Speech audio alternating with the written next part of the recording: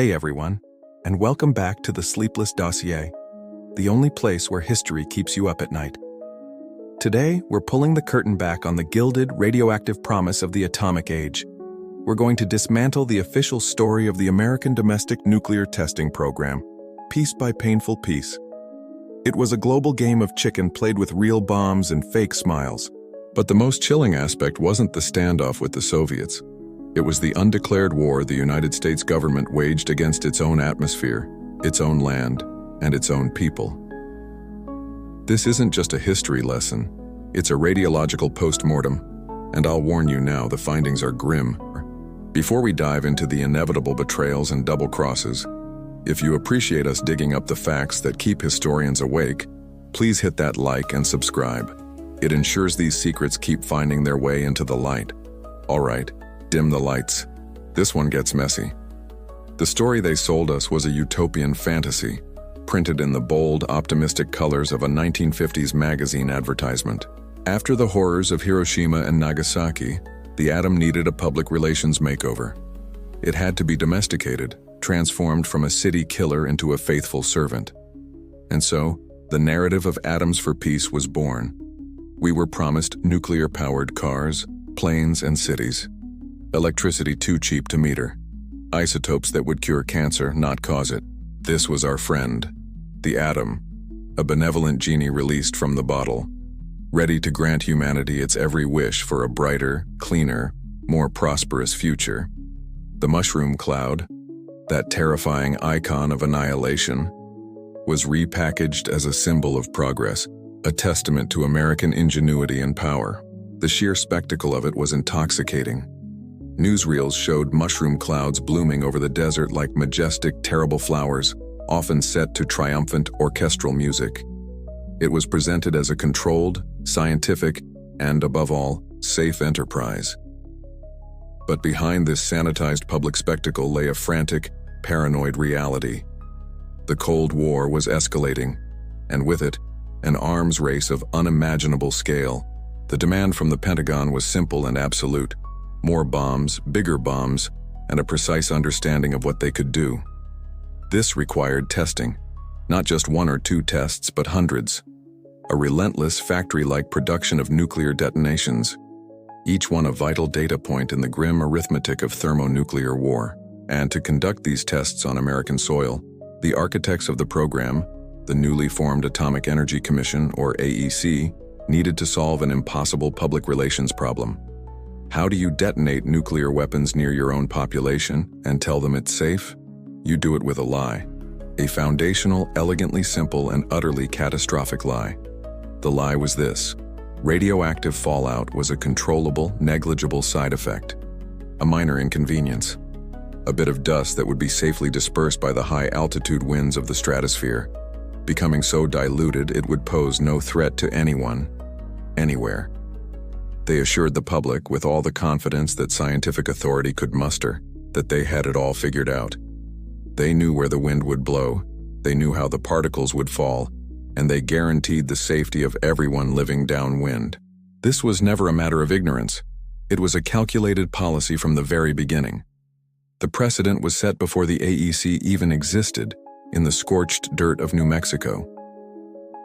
The Trinity test on July 16, 1945, is remembered as the dawn of the atomic age, the moment humanity first harnessed the power of the stars. What is less remembered is that it was also the world's first radiological cover-up. When the bomb went off, it produced a fallout cloud that drifted northeast, dusting nearby ranches and communities with a strange white radioactive ash. Livestock were sickened and developed hide burns. For days, an invisible poison rained down on American citizens who had no idea what had just happened. The Manhattan Project's official response was to dispatch a few men with Geiger counters, dismiss the concerns of ranchers, and classify the data. The internal reports noted the unexpected levels of contamination, but the public report was silence. The inconvenient truth of fallout was immediately buried under the more pressing necessity of the bomb's military and political success. This single event created the playbook: test first, measure secretly, and deny publicly. This foundational deception allowed the entire edifice of the domestic testing program to be constructed. It required a redefinition of words, a perversion of science into a tool of statecraft. Safety was no longer an absolute. It became a malleable concept, defined by the strategic needs of the Cold War. Uncomfortable quote from a senior Manhattan Project physicist, speaking off the record in 1946. "We were told to model the dispersion. Our models showed uncertainty. They showed particles falling where they shouldn't. They showed concentrations that were not negligible. The policy response was not to change the test parameters or to question the location, but to change the definition of safe. That was the moment science became subordinate to necessity. We weren't asked to ensure safety. We were asked to provide a plausible justification for its absence. And that is the crux of it all. This wasn't a mistake. It wasn't a series of unfortunate accidents or miscalculations. It was a choice. The decision was made in cold, rational terms that the perceived threat of the Soviet Union outweighed the tangible, though officially non-existent, threat of poisoning their own people. This first lie, the lie of controllable fallout, wasn't just a falsehood told once. It was the cornerstone of a 50-year architecture of deceit. Every suppressed cancer study, every manipulated safety report, every patriotic farmer told to just wash the dust off his vegetables, every soldier marched into a radioactive crater, all of it was built upon this single rotten foundation. They didn't just split the atom. They split the truth into two separate, unequal parts, the one you were allowed to know and the one that could kill you. The lie had to be protected at all costs, because if it ever fell, the entire nuclear enterprise, the deterrent, the arms race, the claim to moral and scientific authority, would fall with it. They created a monster in the desert, but the true danger was the story they told to convince us it was a lamb. That monster needed a lair, a permanent home on the continent where it could be unleashed again and again, far from the prying eyes of the world and the inconvenient logistics of remote Pacific atolls. After the Soviets detonated their own atomic device in 1949, the frantic urgency for a domestic proving ground reached a fever pitch. The Atomic Energy Commission, in lockstep with the Department of Defense, scoured the country for a suitable location. The criteria, they told the public and a compliant Congress, were simple. The site had to be vast, federally owned, and most importantly, remote. A place of profound emptiness. In December 1950, they announced their choice, a 680-square-mile patch of the Las Vegas bombing and gunnery range in southern Nevada. It was perfect, they said, a barren, useless wasteland, a moonscape on Earth, hundreds of miles from any significant civilization. The official narrative was one of safety through isolation. They were putting the tests in the middle of nowhere to protect everyone. This narrative was the second great lie, a calculated geographic deception built upon the first lie of controllable fallout. The Nevada test site was not chosen because it was the most isolated place in the United States. It wasn't. It was chosen for a far more sinister and pragmatic reason. Its proximity to a population they had already decided was expendable. The real selection criteria were not about isolation, but about wind direction and demographics. Declassified meteorological studies conducted for the AEC in the late 1940s showed a clear, predictable pattern. For most of the year, the prevailing winds blew from the southwest to the northeast. This was the critical data point. It meant that any radioactive cloud generated by a test would almost certainly drift away from the booming, glamorous, and economically vital cities of Las Vegas and Los Angeles. The casinos in Vegas would be safe. The sprawling suburbs of Southern California would be safe. The nation's centers of money and influence would be untouched. The wind was a conveyor belt, and the AEC knew precisely where it was going. It was going east, directly over the small, scattered towns of southern Utah, eastern Nevada, and northern Arizona. This was not an accident. It was the plan. The men who drew the lines on the map knew this region was inhabited. They had the census data. They knew about the communities of St. George, Cedar City, and Kanab in Utah. They knew about the ranchers and the miners scattered across the Great Basin. But in the cold calculus of national security, these people didn't count. An internal AEC document from 1951, assessing the suitability of the site, referred to this downwind population as a low-use segment of the population. Think about that phrase. Not citizens, not families, not people. A low-use segment. It's the language of industrial resource management, not democratic governance. It implies that other segments are high use and therefore more valuable, more worthy of protection. The people downwind were overwhelmingly rural, politically conservative, and deeply patriotic. A large portion were Mormons, a community known for its strong faith, its respect for authority, and its reluctance to challenge the federal government. They were, from the AEC's perspective, the perfect neighbors for a nuclear testing range. They were the people least likely to complain. They were disposable. The decision was therefore a masterpiece of cynical stage management. They could conduct tests within a relatively short flight from the scientific labs at Los Alamos Truck, in equipment and personnel, with ease and guarantee that the visible, measurable, and politically dangerous consequences would fall upon a population that was geographically remote, culturally isolated, and politically neutered. The emptiness of the Nevada desert was a fiction. The true void was a moral one, located in the hearts of the planners who willingly sacrificed one group of Americans for the perceived security of others. Classified memo. Excerpt from the AEC Site Selection Committee Report, 1950. Criterion 4. Off-site population impact. The Nevada location is advantageous due to prevailing northeasterly wind patterns, which would carry radiological effluent over a segment of the population considered to possess low litigation potential.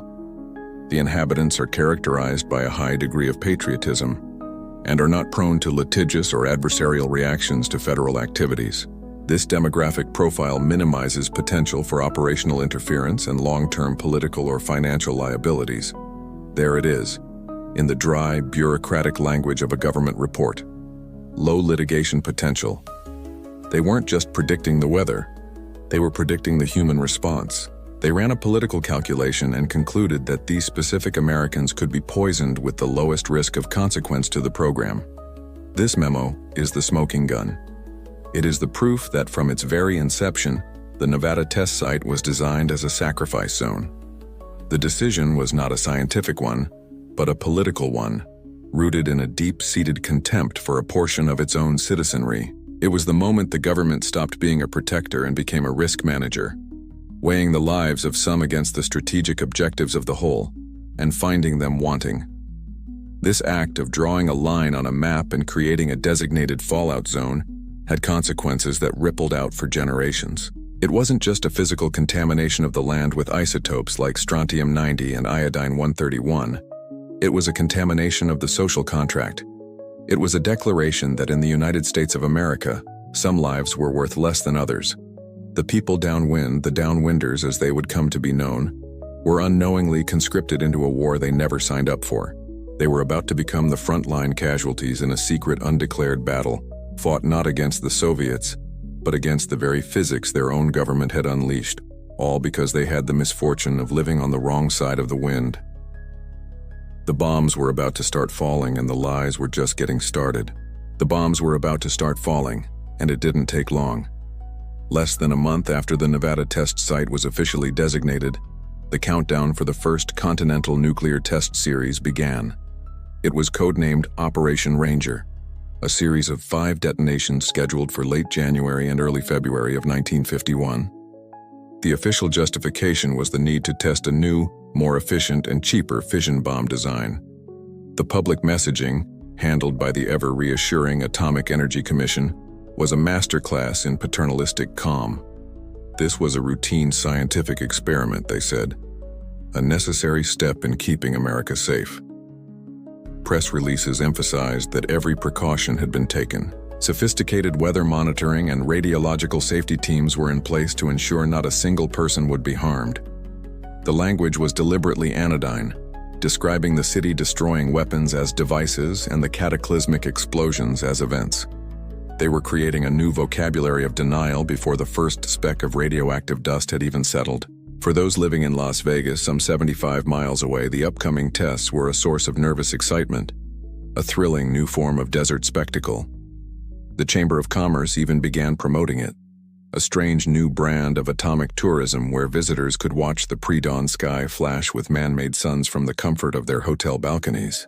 On January 27, 1951, at 5:45 a.m., a B-50 bomber dropped the first device, codenamed Able, over Frenchman Flat. It detonated with a force of 1 kiloton. The flash was seen as far away as San Francisco. The mushroom cloud, illuminated by the dawn, was a majestic and terrifying sight. For the AEC, it was a success. The device worked. But for the entire apparatus of lies they had constructed, it was an immediate and catastrophic failure. The moment the bomb went off, the carefully curated fiction of harmless, predictable fallout collided with reality. The AEC's own monitors, positioned in a network around the test site, began reporting back their data, and the data was not good. The radioactive cloud, laden with fission products, did not disperse harmlessly into the stratosphere as promised. Instead, it drifted low and cohesive, moving almost exactly as predicted, northeasterly, directly towards the communities of southern Utah. What wasn't predicted was the concentration. As the invisible plume passed over towns like St. George, ground monitoring teams reported radiological readings that were wildly inconsistent with the AEC's public safety model. They were many times higher than what the official narrative considered safe or negligible. The cloud was not a diffuse, harmless mist. It was a concentrated stream of poison. Weather phenomena, which the AEC had publicly dismissed as irrelevant, were creating radioactive hotspots on the ground, areas where fallout was concentrated by rain, snow, or wind patterns, leading to dangerously high levels of contamination in localized areas. Internally within the test command, there was quiet panic. Their public assurances were being proven false by their own instruments in real time, on the very first try. They had a choice. They could halt the rest of the Ranger series, go public with the new data, and admit that the risks were far greater than they had led the nation to believe. Or they could protect the program by burying the truth. They chose to bury it. The high readings were classified. The reports from the ground teams were sanitized. When the AEC issued its public statement after the Able shot, it declared the operation a complete success with no safety issues. They spoke of minute traces of radioactivity that were far below any possible hazard level.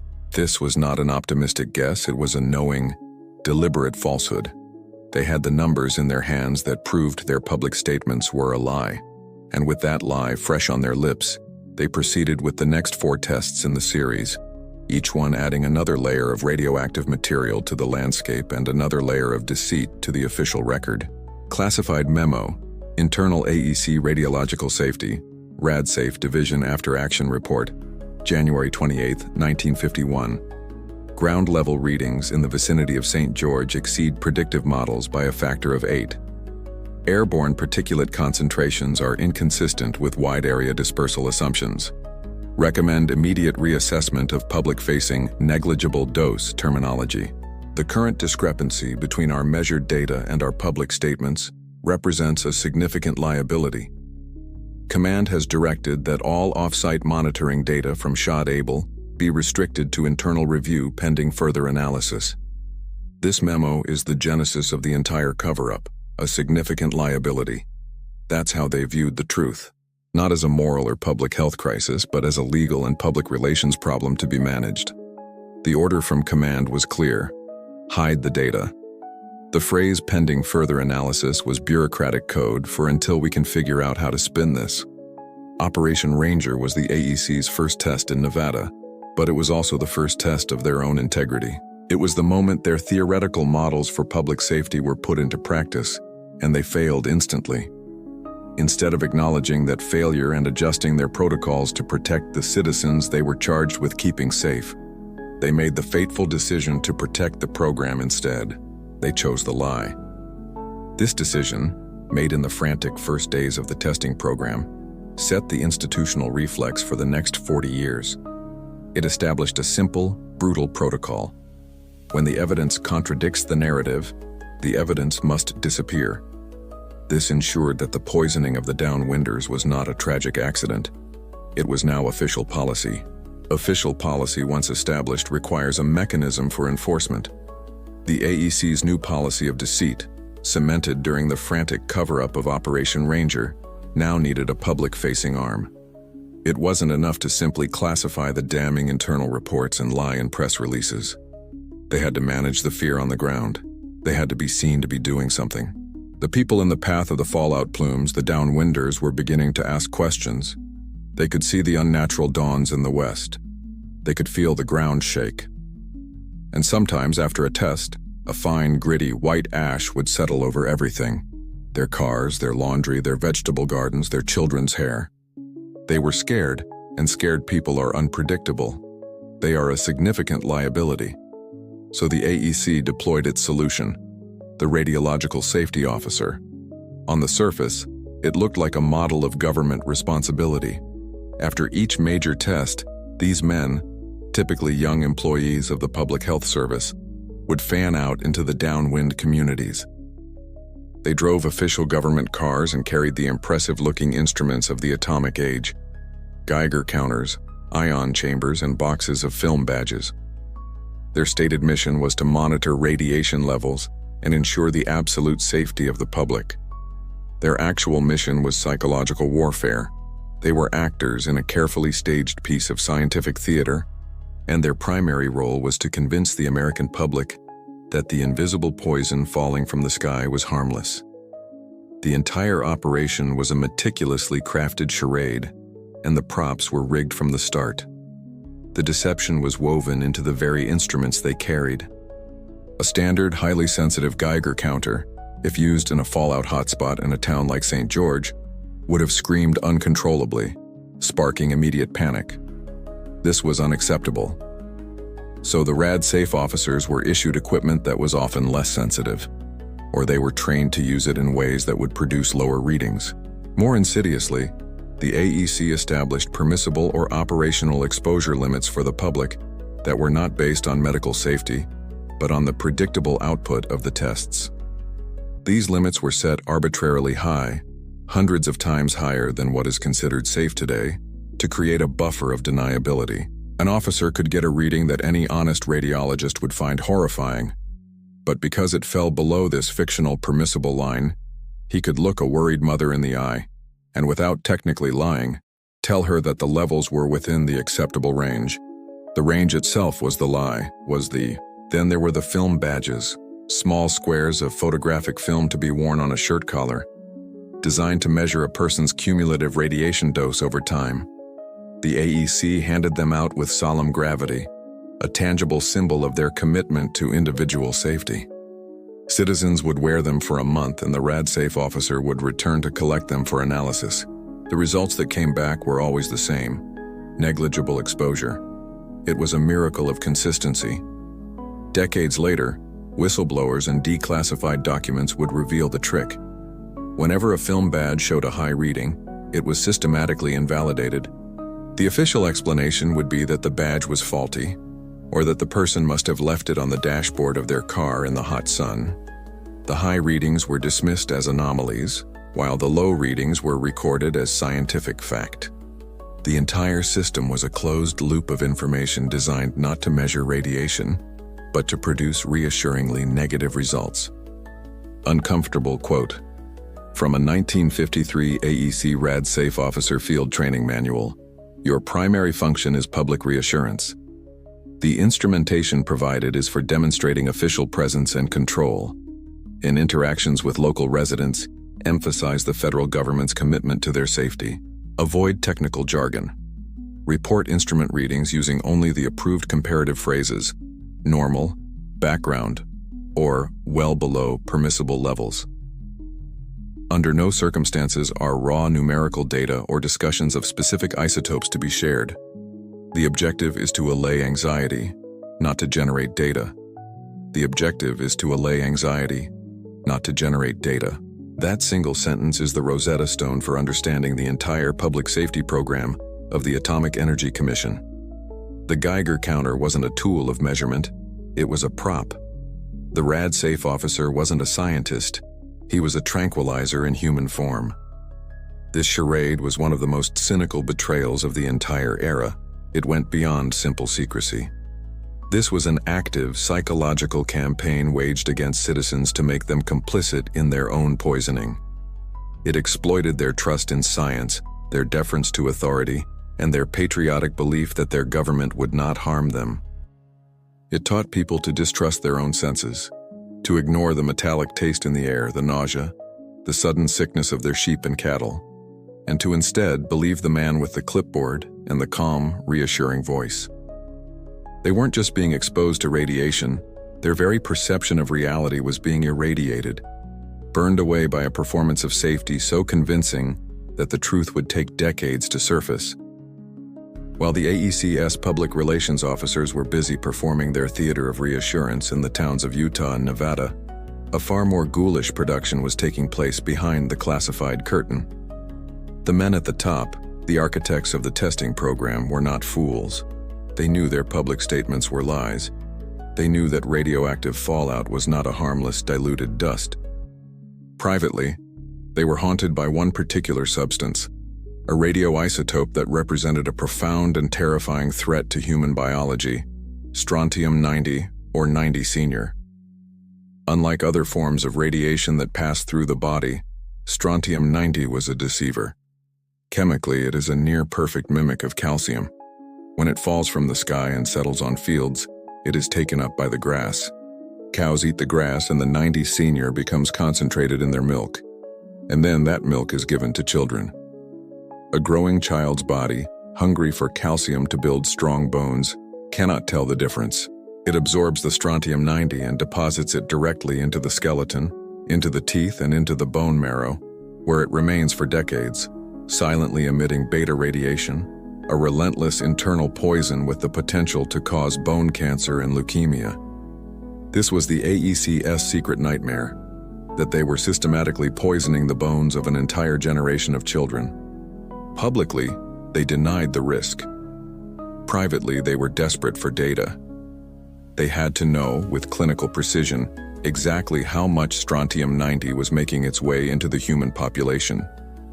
How much was already there?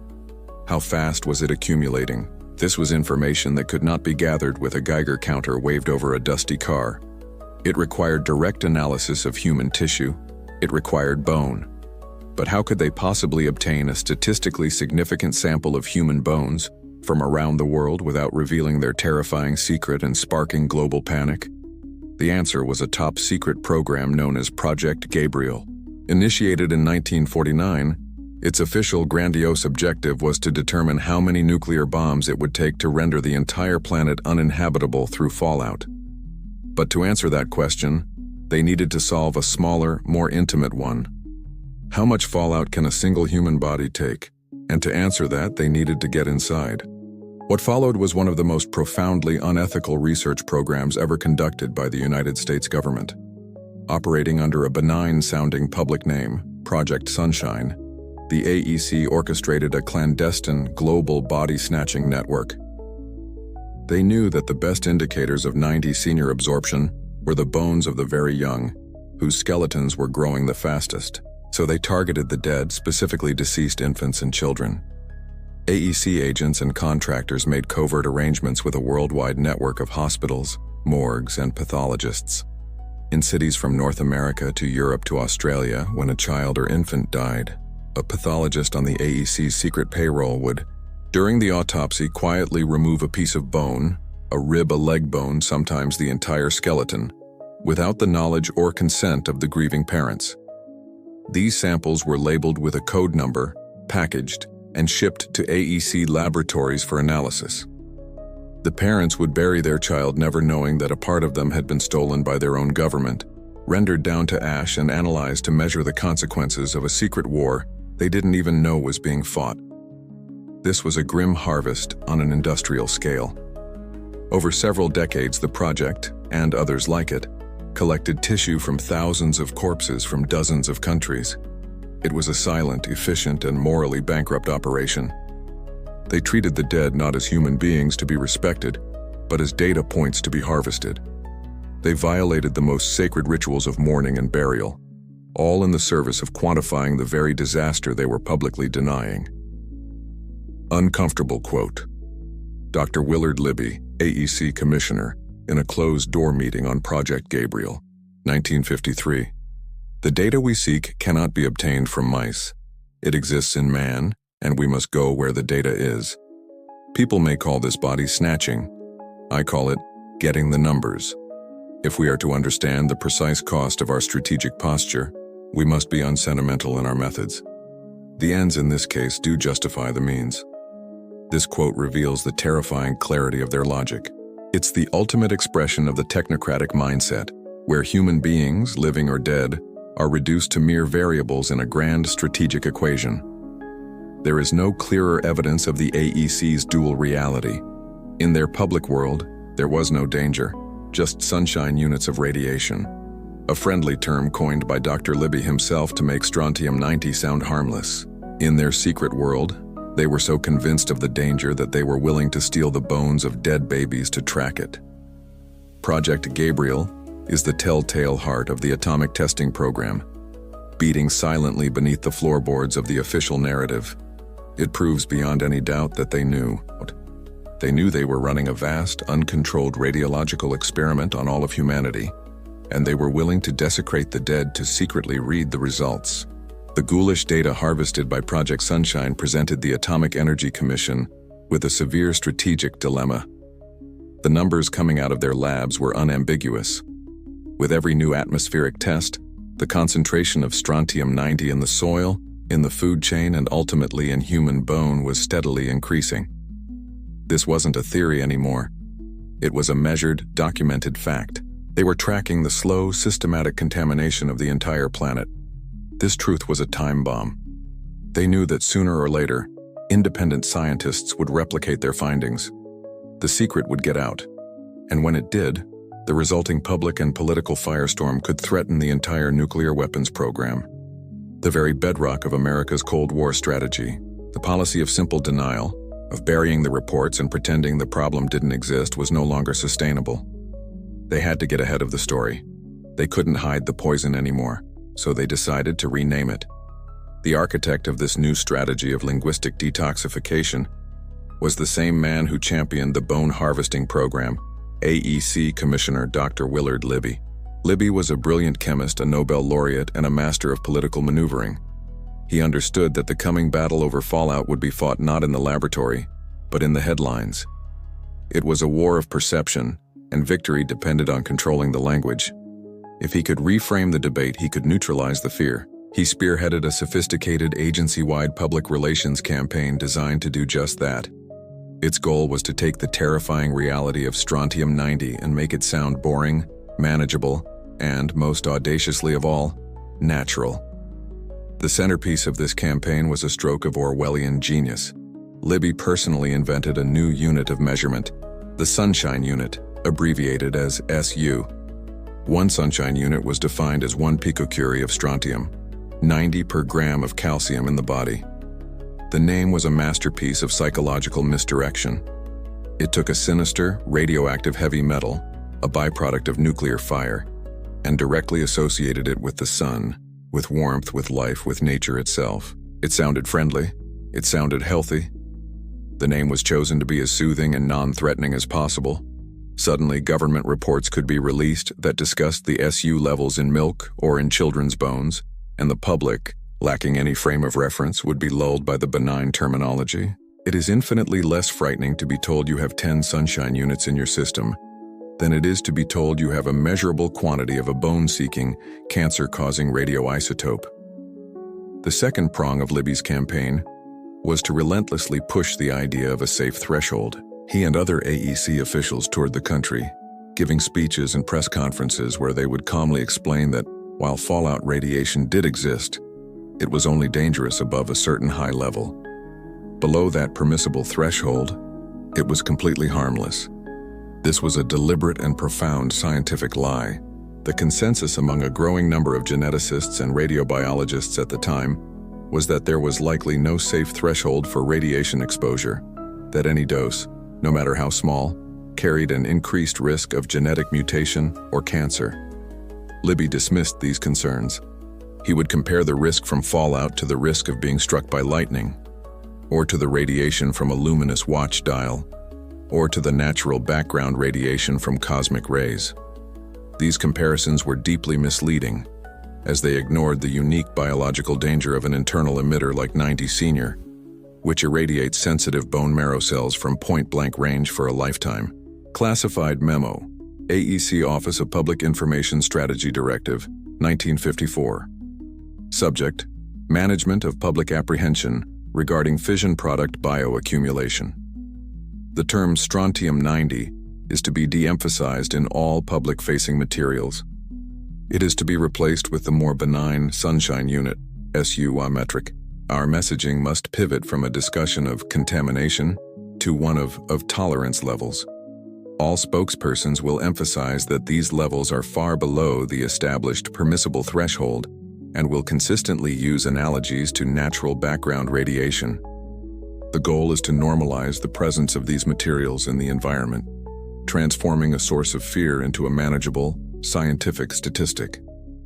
This memo lays the strategy bare: normalize the presence of these materials, transforming a source of fear into a manageable, scientific statistic. This was a conscious effort to weaponize euphemism, to use the language of science to obscure a scientific truth. This campaign was more insidious than simply classifying a document. It was an act of intellectual corruption. It sought to rewire the public's ability to even think about the danger. By controlling the vocabulary, the AEC controlled the debate. They successfully shifted the public conversation from the moral question, should we be poisoning our children at all, to the technical and therefore incomprehensible question of how many sunshine units is too many. It was a stunning victory for state-sponsored propaganda. It calmed the public, confused the media, and provided political cover for the testing to not only continue, but to accelerate, reaching its frantic, terrifying peak in the years to come. Every mushroom cloud that bloomed over the Nevada desert was now accompanied by a silent, invisible cloud of propaganda, ensuring that the American people would not and could not understand the true cost of the nuclear shield being built supposedly for their protection. The AEC's campaign of linguistic sanitation was a stunning success, creating a tranquilized public atmosphere that allowed the testing program to accelerate into its most ferocious phase. But civilians were not the only people being exposed. While the Downwinders were unwitting participants in this grand experiment, another group was being deliberately placed at the center of the bullseye: the American soldier. The Pentagon and the AEC had convinced the public that the fallout raining on them was harmless. But they had a far more pressing and pragmatic question to answer behind the scenes. Could a modern army actually fight and win a war on a nuclear battlefield? How would soldiers react to the terrifying spectacle of a mushroom cloud blooming over their heads? How much radiation could a man absorb before he became an ineffective soldier? These weren't questions that could be answered with slide rules and theoretical models. They required human subjects. They needed a guinea pig brigade. They found one in the ranks of their own military. Starting in 1951, in a series of operations codenamed the Desert Rock Exercises, the Department of Defense began marching thousands of troops, Marines, Army GIs, paratroopers, into the nuclear crucible of the Nevada test site. The official story, the one told to the young patriotic soldiers and their families, was that this was the most vital and realistic training imaginable. They were the tip of the spear, learning to master the atomic battlefield, to hit 'em with the A-bomb and then go in and get 'em. They were told it was perfectly safe, a patriotic duty that would ensure American supremacy in any future conflict. This was a lie. The primary purpose of the Desert Rock Exercises was not training. It was human experimentation on a massive scale. The procedure was brutally simple. Hours before a detonation, thousands of young men would be trucked out into the desert and ordered into shallow trenches, some as close as 2 miles from ground zero. They were given minimal instructions. When the flash comes, crouch down, bury your face in your arms, and keep your mouth open. Then they waited in the cold, pre-dawn darkness. The experience that followed was apocalyptic.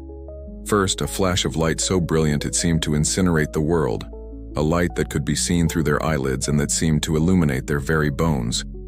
Seconds later, the ground would violently heave and buck as the shock wave ripped through the earth. Then came the sound, a physical, soul-shattering roar that defied all human description. The blast wave would tear over the trenches, a hurricane of pressurized air and debris. For the men in those trenches, it was a moment of primal terror. But for the military scientists watching from reinforced bunkers miles away, it was the beginning of the experiment. The real test came next.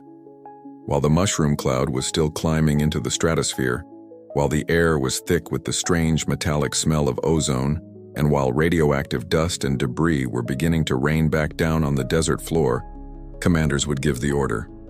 Up and at 'em. The soldiers were ordered out of their trenches and commanded to advance, on foot, directly towards the blast zone. They marched across ground that was still rippling with heat, past the vaporized remains of military equipment placed there to test the bomb's effects. They were often wearing nothing more than their standard-issue fatigues, with perhaps a flimsy dust mask for protection. Their film badges, as we know, were part of a system designed to produce reassuringly low readings, not to measure the true lethal dose of gamma and neutron radiation they were absorbing. Uncomfortable quote from a declassified 1952 Pentagon planning document for Exercise Desert Rock for 4. The primary objective of troop participation is not tactical training, but the collection of data on the psychological and radiological effects of atomic detonations on military personnel. Observers from the Armed Forces Special Weapons Project and the Human Resources Research Office will be embedded to document troop reactions, measure performance degradation under radiological stress, and establish operational dose limitations for a nuclear combat environment. The indoctrination value of witnessing the detonation is a secondary benefit. There it is, in the cold, sterile language of the bureaucracy of war. The primary objective is not tactical training, but the collection of data. Measure performance degradation under radiological stress. These men were not being trained as soldiers. They were being used as living, breathing sensors. The Pentagon needed to know how human beings would react to the ultimate weapon, and they used their own uniformed sons as the test subjects. The military leadership wasn't just testing weapons. They were testing the physical and psychological breaking point of their own men. This was a betrayal of the most fundamental contract between a nation and its defenders. These soldiers placed their absolute trust in their commanding officers and their government, a trust that was systematically abused in the name of national security. They were marched into an invisible fire, and when the cancers, the leukemias, the rare neurological disorders, and the birth defects in their children began to appear years later, the very government that had poisoned them engaged in a decades-long campaign of denial. They classified the soldiers' exposure records, denied their medical claims, and told them their illnesses were unrelated to their service. The atomic soldiers were used, irradiated, and then systematically erased, their sacrifice deemed too inconvenient a truth for the glorious sanitized history of the Cold War. The inconvenient truths of the atomic testing program were not confined to the continental United States. While the AEC was busy perfecting its machinery of denial in the Nevada desert, and the Pentagon was using its own soldiers as radiological test subjects, the arms race was demanding a new, more terrifying stage. The fission bombs that had leveled Hiroshima and been detonated by the dozen over Nevada were becoming obsolete. The new currency of superpower status was the fusion bomb, the hydrogen bomb, the super. These were not weapons of kilotons, but of megatons, thousands of times more powerful. The Nevada test site was a sandbox. For these new behemoths, they needed an ocean. They returned to the remote Pacific, to the Bikini Atoll in the Marshall Islands, a place already sacrificed once for the Able and Baker tests of 1946. This time they were preparing for a test that would tear a hole in the sky. On March 1, 1954, the United States detonated a device codenamed Castle Bravo. It was intended to be the first test of a practical, solid-fueled thermonuclear weapon, the kind that could be delivered by a bomber. The scientists at Los Alamos, using the best data they had, predicted a yield of approximately 6 megatons, the explosive equivalent of 6 million tons of TNT. This was already a monstrous force, hundreds of times more powerful than the Hiroshima bomb. But the scientists had made a mistake.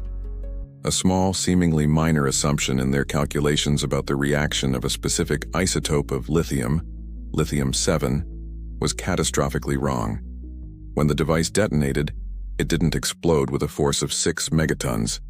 It exploded with a force of 15 megatons, 2.5 times the maximum expected yield. It remains, to this day, the most powerful nuclear weapon ever set off by the United States. The result was an apocalypse. The fireball expanded to nearly 5 miles in diameter, vaporizing 3 islands of the atoll instantly. The mushroom cloud punched a hole 25 miles into the stratosphere, but the truly catastrophic element was the fallout. The immense blast pulverized millions of tons of coral reef, sucking the calcium carbonate up into the fireball where it became intensely radioactive. This created a lethal, weaponized fallout of gritty, white caustic ash, and the wind began to carry it east. 82 miles downwind, a Japanese fishing trawler, the Daigo Fukuryu Maru, or Lucky Dragon No. 5, was long line fishing for tuna. Its 23 crewmen were well outside the official 50-mile exclusion zone the AEC had established, an exclusion zone based on the faulty 6-megaton prediction. They saw the flash of sunrise in the west. A few hours later, the sky grew dark, and a strange white ash began to fall on them, clinging to their skin and clothes. The fishermen, with no idea of the mortal danger they were in, even tasted it, noting it was gritty and sour. Within hours, the entire crew was struck down by acute radiation sickness, nausea, vomiting, bleeding gums, and painful skin burns. When they finally limped back to their home port in Japan 2 weeks later, they became a global symbol of the horrors of the atomic age. One of them, the ship's radioman Kuboyama Aikichi, would die from complications 6 months later. The incident created a massive international firestorm. The AEC and the Eisenhower administration immediately shifted into damage control. The story they fed to the world was a familiar one, a tragic accident caused by an unforeseen and unpredictable shift in the wind, which had unfortunately carried the fallout over the hapless vessel. This was the official, definitive lie. The fishermen, they implied, were simply in the wrong place at the wrong time. Victims of meteorological misfortune, the truth was far more damning. The primary cause of the disaster wasn't the wind. It was the staggering, negligent incompetence of the bomb's designers. The exclusion zone was criminally insufficient because the bomb was monstrously and unexpectedly powerful. They blamed the wind to hide the flaw in the weapon. They blamed the weather to protect the reputation of their scientists and the integrity of the program. Classified memo. Transcript of an emergency AEC meeting, March 3, 1954. The press is running with the Japanese fisherman's story. We cannot, under any circumstances, admit to a yield miscalculation of this magnitude. It would validate every claim the Soviets make about our recklessness and hand a massive propaganda victory to the anti-testing movement. The official line must be a freak weather event. An unpredictable wind shear carried the fallout in an unexpected direction. We will express regret for the accident, but the integrity of the test data and the program's public image must be protected. Blame the wind, not the bomb. Castle Bravo and the fate of the Lucky Dragon shattered the carefully constructed global image of American nuclear mastery. The lie of controllable fallout was now exposed, not just to a few ranchers in Nevada, but to the entire world. This incident proved that the men in charge were not infallible gods of the atom. They were fallible, they made mistakes, and their mistakes had the power to poison the planet. The incident galvanized a powerful anti-nuclear movement in Japan and around the globe, forcing the issue of fallout out of the classified labs and into the public consciousness. For the first time, a horrified world began to understand that the radioactive poison unleashed in the name of national security did not respect exclusion zones, national borders, or the lies told by governments. The ash that fell on the Lucky Dragon was a message to the entire human race. No one was safe. The global humiliation of the Castle Bravo incident and the poisoning of the Lucky Dragon AS crew taught the Atomic Energy Commission a powerful lesson. But it was not the lesson a rational, morally sound organization would have learned. They did not conclude that hydrogen bombs were too powerful to control, or that atmospheric testing was an existential threat to global health. They concluded that their predictions needed to be better. The problem, as they saw it, was not one of morality, but of precision. The public relations disaster had not been caused by the 15-megaton explosion itself, but by the fact that the fallout had landed on the wrong people. People who belonged to another nation, people who had a voice, people who could create an international incident. To prevent a repeat, they needed to master the wind. They needed to turn the chaotic, unpredictable force they had blamed for the incident into a reliable, obedient accomplice.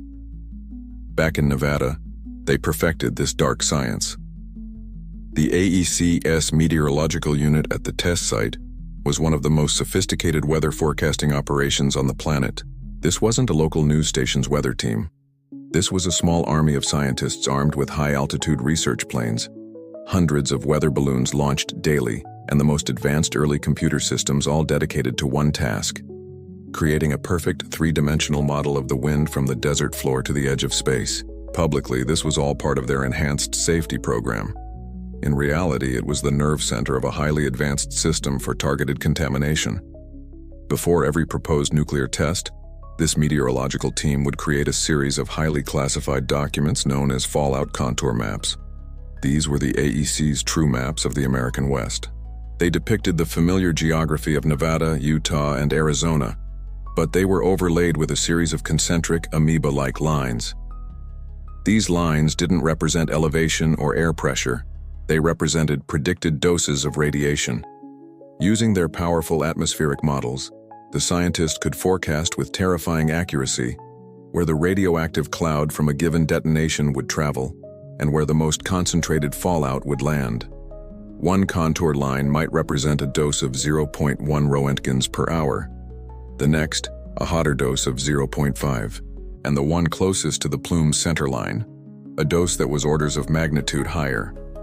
These maps showed in cold scientific detail that a test scheduled for Tuesday morning would poison the sheep pastures north of Ely, while a test on Wednesday would irradiate the dairy farms near St. George. They were, in effect, blueprints for poisoning specific American communities. This predictive power was the key to the entire operation. These maps were the primary tool used by the test site manager to make the final go, no-go decision. If the forecast showed a hotline of fallout passing over the politically sensitive and populous areas of Las Vegas or Southern California, the test would be postponed. They would wait, sometimes for days, for what they called a favorable wind. And a favorable wind was one that blew north and east. A favorable wind was one that aimed the plume directly at the small, politically impotent downwind communities they had already designated as the sacrifice zone. The weather forecast was not a tool for protecting the public. It was a targeting system. It allowed the AEC to aim its radiological cannon with ever-increasing precision at the people least able to fight back. This secret, calculated process makes the public-facing announcements of the time almost unbearably cynical. Before a test, the AEC would issue a press release and local radio stations would dutifully read it to the residents of the downwind towns. The announcement would typically end with the seemingly responsible phrase, "The test will proceed tomorrow morning, weather permitting." To the trusting citizens of Utah and Nevada, this phrase was deeply reassuring. It implied that the government was being cautious, that they were waiting for weather that would blow the dangerous cloud away into some empty, uninhabited part of the globe. The horrifying truth was the exact opposite. Weather permitting was a euphemism. It was code. It meant the AEC's meteorologists had finally found the perfect wind to carry the poison directly to those listeners. It meant their town was in the crosshairs. Uncomfortable quote from the declassified Nevada Test Site Manager's Handbook, 1955 revision. A go condition for any detonation requires a positive meteorological forecast, projecting the 3-hour integrated fallout contour to remain within acceptable operational limits for Las Vegas and all major California population centers. Trajectories passing over northern and eastern sectors, e.g. Lincoln County, NV, Washington County, UT, are considered favorable, provided that predicted peak exposures do not exceed the established off-site radiological safety criteria. The public-facing term, weather permitting, is to be used to signify that these favorable trajectory conditions have been met. This was not an accident. This was not negligence. This was a policy of premeditated, geographically specific and demographically targeted radiological warfare, waged by a government against its own people. They had the science to know who they were harming, they had the maps to prove it, and they had the gall to use the language of a benign weather report to lie about it. Every time a downwinder heard that calm official announcement on the radio, they were hearing their own government confirm that the atmospheric conditions were finally perfect for their poisoning. This systematic targeted poisoning of American citizens, guided by the cold precision of classified weather maps, raises an obvious and disturbing question. Where were the other scientists? The Atomic Energy Commission and the national labs at Los Alamos and Livermore did not have a monopoly on physics or biology. In universities and research institutions across the country and around the world, there were thousands of independent scientists perfectly capable of understanding the dangers of radioactive fallout. Surely, not all of them were willing to remain silent, and indeed they weren't. By the mid-1950s, as the testing in Nevada and the Pacific reached a frantic pace, a courageous and vocal minority within the scientific community began to speak out. They published papers on the bioaccumulation of strontium-90. They calculated the number of future cancer deaths and genetic defects that each megaton of explosive yield would produce. They were, in essence, fact-checking the government's propaganda in real time, and their findings were terrifying. The AEC, an organization that derived its immense public authority from its scientific expertise, did not respond to this challenge with an open, good-faith scientific debate. It did not present its own data for peer review or engage its critics in a public forum. Instead, it responded with the brutal tactics of a totalitarian state. It launched a covert, systematic and vicious war against any scientist who dared to question the official narrative of safety. The objective was not to win the argument. It was to destroy the arguer. This campaign was waged on multiple fronts. The first and most common was character assassination. In the hyper-paranoid climate of the Cold War, the AEC and its allies in government had a powerful weapon: the accusation of disloyalty. Scientists who spoke out were publicly smeared as naive dupes of Soviet propaganda, as fame-hungry alarmists, or most damningly, as outright communist sympathizers. Their patriotism was questioned, their motives impugned, and their credibility shredded in the court of public opinion. The second front was economic. The AEC was the primary source of funding for almost all nuclear-related research in the country. This gave them immense leverage. A scientist who publicly criticized the testing program would suddenly find his research grants being audited, his applications for new funding mysteriously rejected, and his access to national laboratories revoked.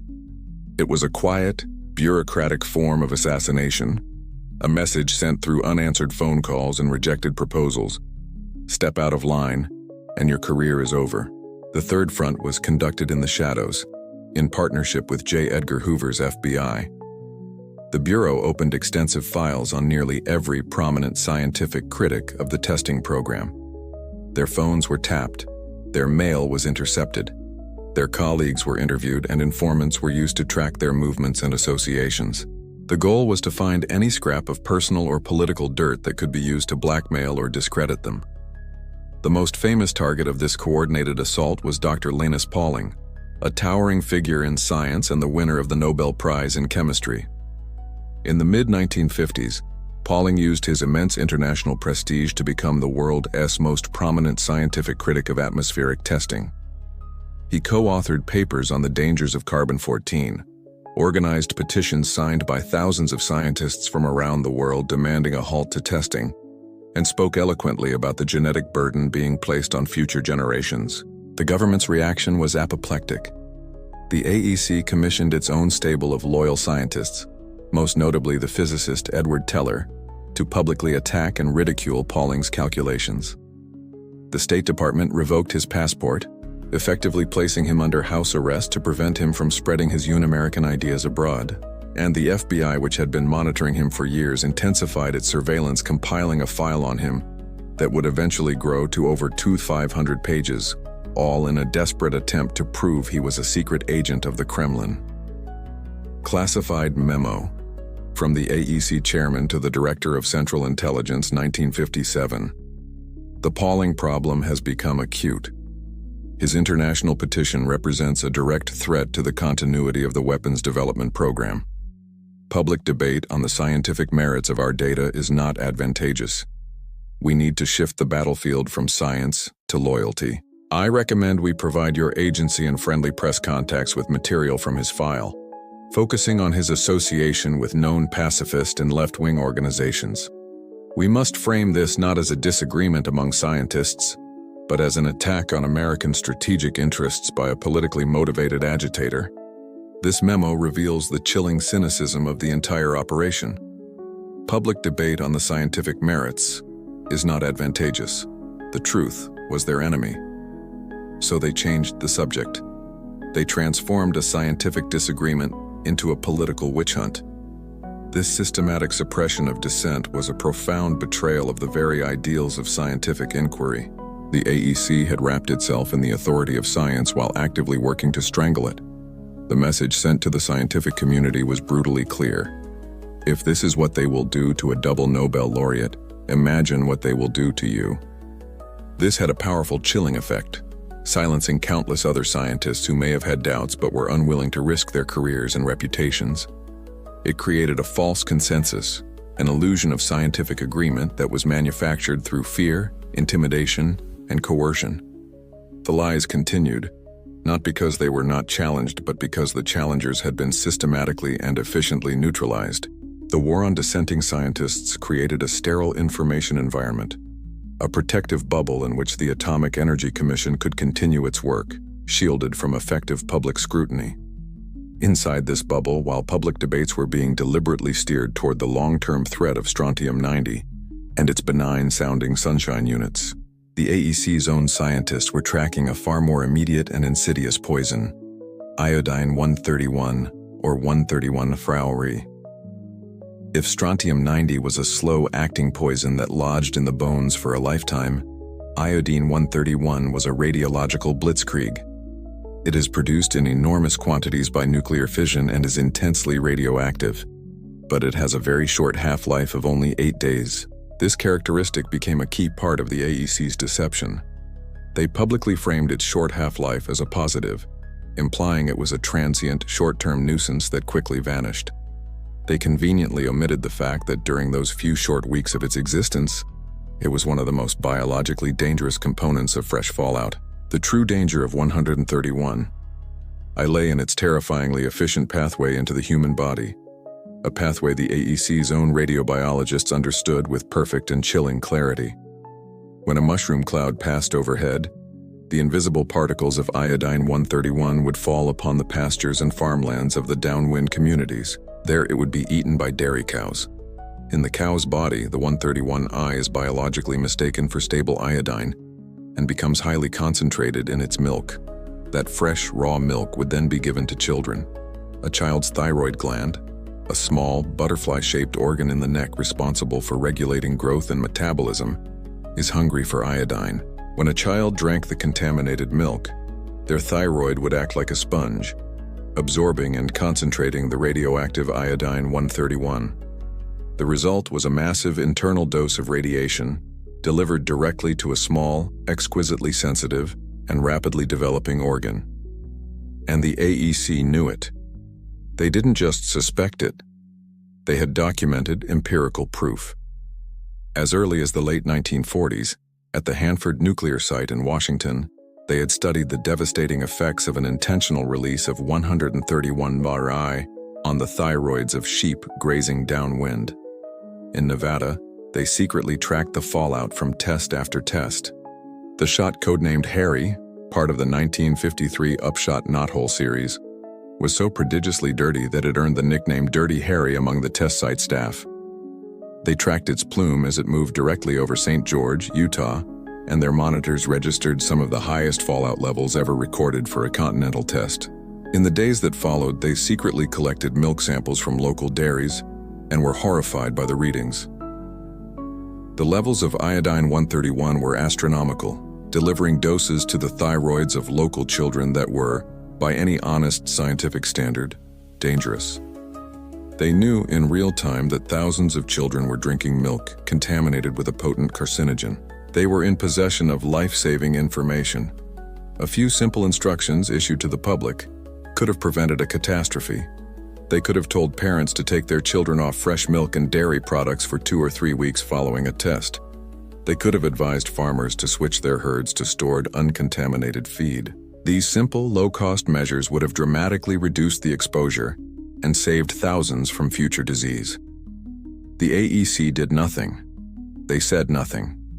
They consciously and deliberately withheld the warning. To issue such a warning would have been to admit that the tests were not safe. It would have been a confession that their entire public relations campaign was a fraud. It would have generated panic and political opposition that could have halted the testing program. In the cold, brutal calculus of the Cold War, the continuity of the weapons program was deemed more important than the health of the children of Utah. Classified Memo, AEC Division of Biology and Medicine to the Nevada Test Manager, 1953, regarding the off-site milk pathway data from the recent Simon event. The 131I concentrations in milk samples from Washington County exceed our internal safety guides by a significant margin, posing a non-trivial risk to juvenile thyroids. However, issuing a public directive to discard milk or use stored feed would generate significant public alarm and negative press, potentially jeopardizing the operational schedule for the remainder of the Upshot Knothole series. Recommend continued monitoring but no public action at this time. The political fallout is assessed as a greater risk than the radiological fallout. The political fallout is assessed as a greater risk than the radiological fallout. No single sentence more perfectly captures the depraved logic of the Atomic Energy Commission. They saw the truth not as a moral imperative, but as a public relations problem. This was not a passive act of negligence. This was an active, conscious choice to sacrifice the health of children for political convenience. They watched as the poison they had created moved from the sky to the grass, to the cow, to the milk, to the child, and they chose to remain silent. The epidemic of thyroid cancers, nodules, and autoimmune diseases that would later emerge and devastate the downwind communities for generations to come was not a mystery. It was the direct, predictable, and entirely preventable result of a secret that the AEC decided was more important than a child's life. The conscious decision to sacrifice the children of the downwind communities to the thyroid-seeking poison of iodine-131 reveals a moral calculus within the Atomic Energy Commission that was profoundly broken. But even this calculated, passive act of malice was not the floor. As the testing program grew in scale and ambition, so too did the depravity of the secret research that accompanied it. In the summer and fall of 1957, the Nevada test site became the stage for Operation Plumbob, the largest, longest, and dirtiest series of atmospheric tests ever conducted on the American mainland. 29 nuclear devices were detonated, including bombs dropped from high altitude, fired from cannons, and lofted by balloons.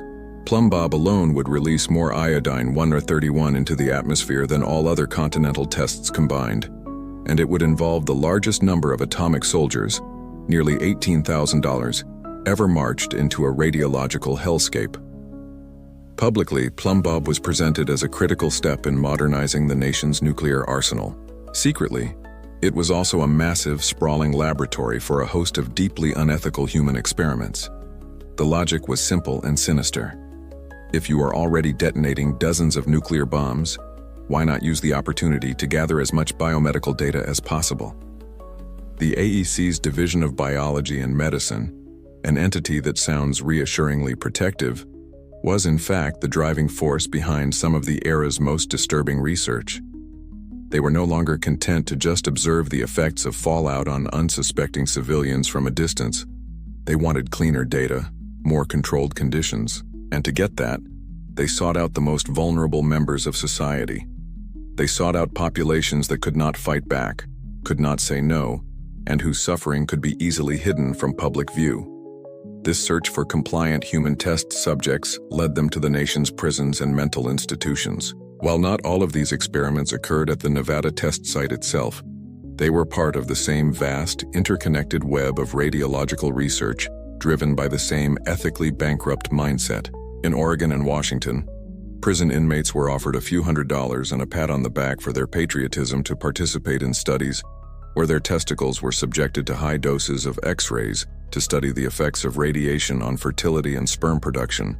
The men were told the procedure was safe, a lie that would be exposed decades later when they suffered from a host of cancers and other ailments. Even more horrifying was the research conducted on the mentally handicapped. At the Fernald State School in Massachusetts, a now infamous experiment conducted by MIT researchers with AEC funding involved feeding radioactive isotopes to mentally disabled boys.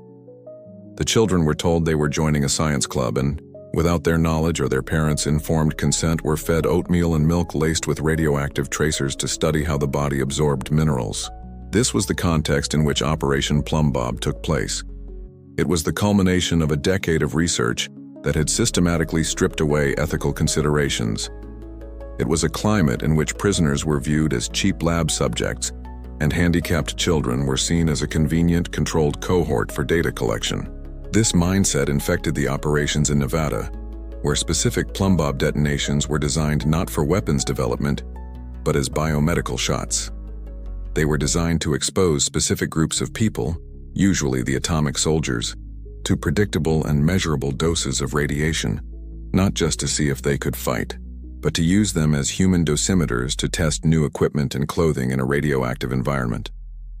Uncomfortable quote from a 1956 research proposal submitted to the AEC for a plumb bob subproject. The use of institutionalized subjects provides a unique opportunity for long-term radiological follow-up in a controlled environment.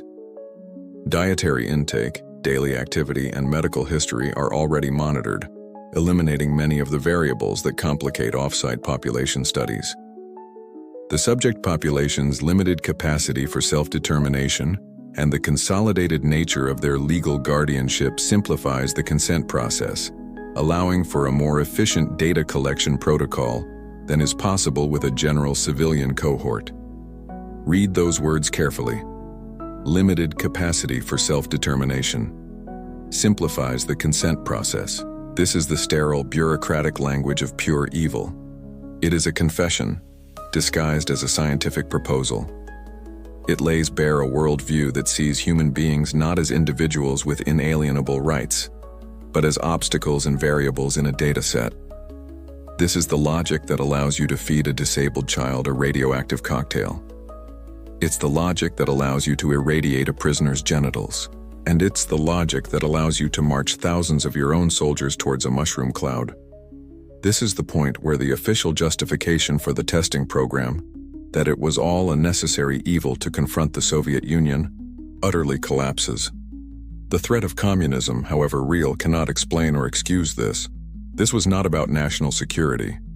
This was about a scientific establishment that had been corrupted by unlimited funding and absolute secrecy, a culture that had come to believe that any experiment was permissible as long as it was done in the name of science and kept hidden from the public. This was a descent into a moral abyss, a place where the line between protector and predator had been completely erased. That moral abyss, that place where human beings are reduced to mere variables in a secret equation, was not confined to the bomb-scorched plains of the Nevada test site. The rot was systemic, infecting every corner of the sprawling, nation-spanning nuclear weapons complex. Long before the first mushroom cloud rose over Nevada, another, even more secretive facility was operating in the remote desert of eastern Washington state, the Hanford site. Hanford was not a place where bombs were tested, it was where their souls were forged. It was a plutonium factory, a vast industrial city dedicated to the alchemical process of transmuting uranium into the fissile core of every nuclear weapon in the American arsenal. And in December of 1949, it became the site of one of the most cold-blooded acts of deliberate mass poisoning in the entire Cold War. It was an experiment known to the handful of men who planned it as the Green Run. For decades, the official history of Hanford was one of quiet, patriotic production, marred by no significant accidents. This was a lie. The Green Run was not an accident. It was a planned, deliberate military experiment in which hundreds of thousands of American citizens were used as unwitting guinea pigs. The context was the burgeoning Cold War. The Air Force was desperately trying to figure out how to spy on the burgeoning Soviet nuclear program from the air. They needed to know what the radioactive signature of a Soviet plutonium plant would look like, so they could design instruments to detect it. To get that signature, they needed to replicate the conditions of a Soviet facility. Soviet plants were rumored to be crude, operating with minimal safety features and processing fresh nuclear fuel with little time for the most intense, short-lived radioisotopes to decay. So the scientists at Hanford decided to stage a simulation. The plan was chillingly straightforward. Normally, the irradiated uranium fuel slugs were allowed to cool for at least 90 days before chemical processing, allowing the most volatile and dangerous fission products, like iodine-131, to decay away. For the green run, they took a batch of green fuel that had been cooling for only 16 days. They then did something that would have been unthinkable under any normal operational circumstances. They processed this intensely radioactive material without the plant's primary filtration systems. They deliberately disabled the safety equipment designed to scrub the radioactive iodine from the facility's exhaust stacks. The objective was to release a massive, unfiltered, and easily detectable plume of radioactive gases into the atmosphere for the Air Force to track. On the night of December 2, 1949, they opened the vents. A vast, invisible cloud, laden with an estimated 8,000 curies of iodine-131, more than half the amount released in the entire 3 Mile Island accident decades later, billowed out of the Hanford stacks. The plume, guided by the wind, drifted south and east, stretching for more than 200 miles, blanketing farms, towns, and reservations across eastern Washington and Oregon. The monitoring was not for public safety, it was for data collection. Pre-positioned Air Force planes and secret ground teams tracked the cloud, measuring its concentration, taking the readings they needed for their intelligence mission. The men, women, and children living under the plume's path had no idea what was happening. They breathed the air, the cows ate the grass, the children drank the milk, and the radioactive iodine went to work on their thyroids. The doses received by people in the plume's hotline were staggering, estimated in some cases to be over 1,000 times the normal background radiation level. Classified memo from the declassified planning document HW 15469, Test of Diffusion Deposition Theories, November 22, 1949. The primary objective of this run is to provide a signature source term for Air Force intelligence analysis by processing a batch of short-cooled irradiated uranium. The run will be conducted without the customary off-gas filtration systems to maximize the release of key indicator isotopes, 131, I, 133Xe. Off-site monitoring teams will be pre-positioned to gather atmospheric concentration data. Public health considerations are secondary to the intelligence gathering requirements of the experiment. No public announcement is to be made. Public health considerations are secondary.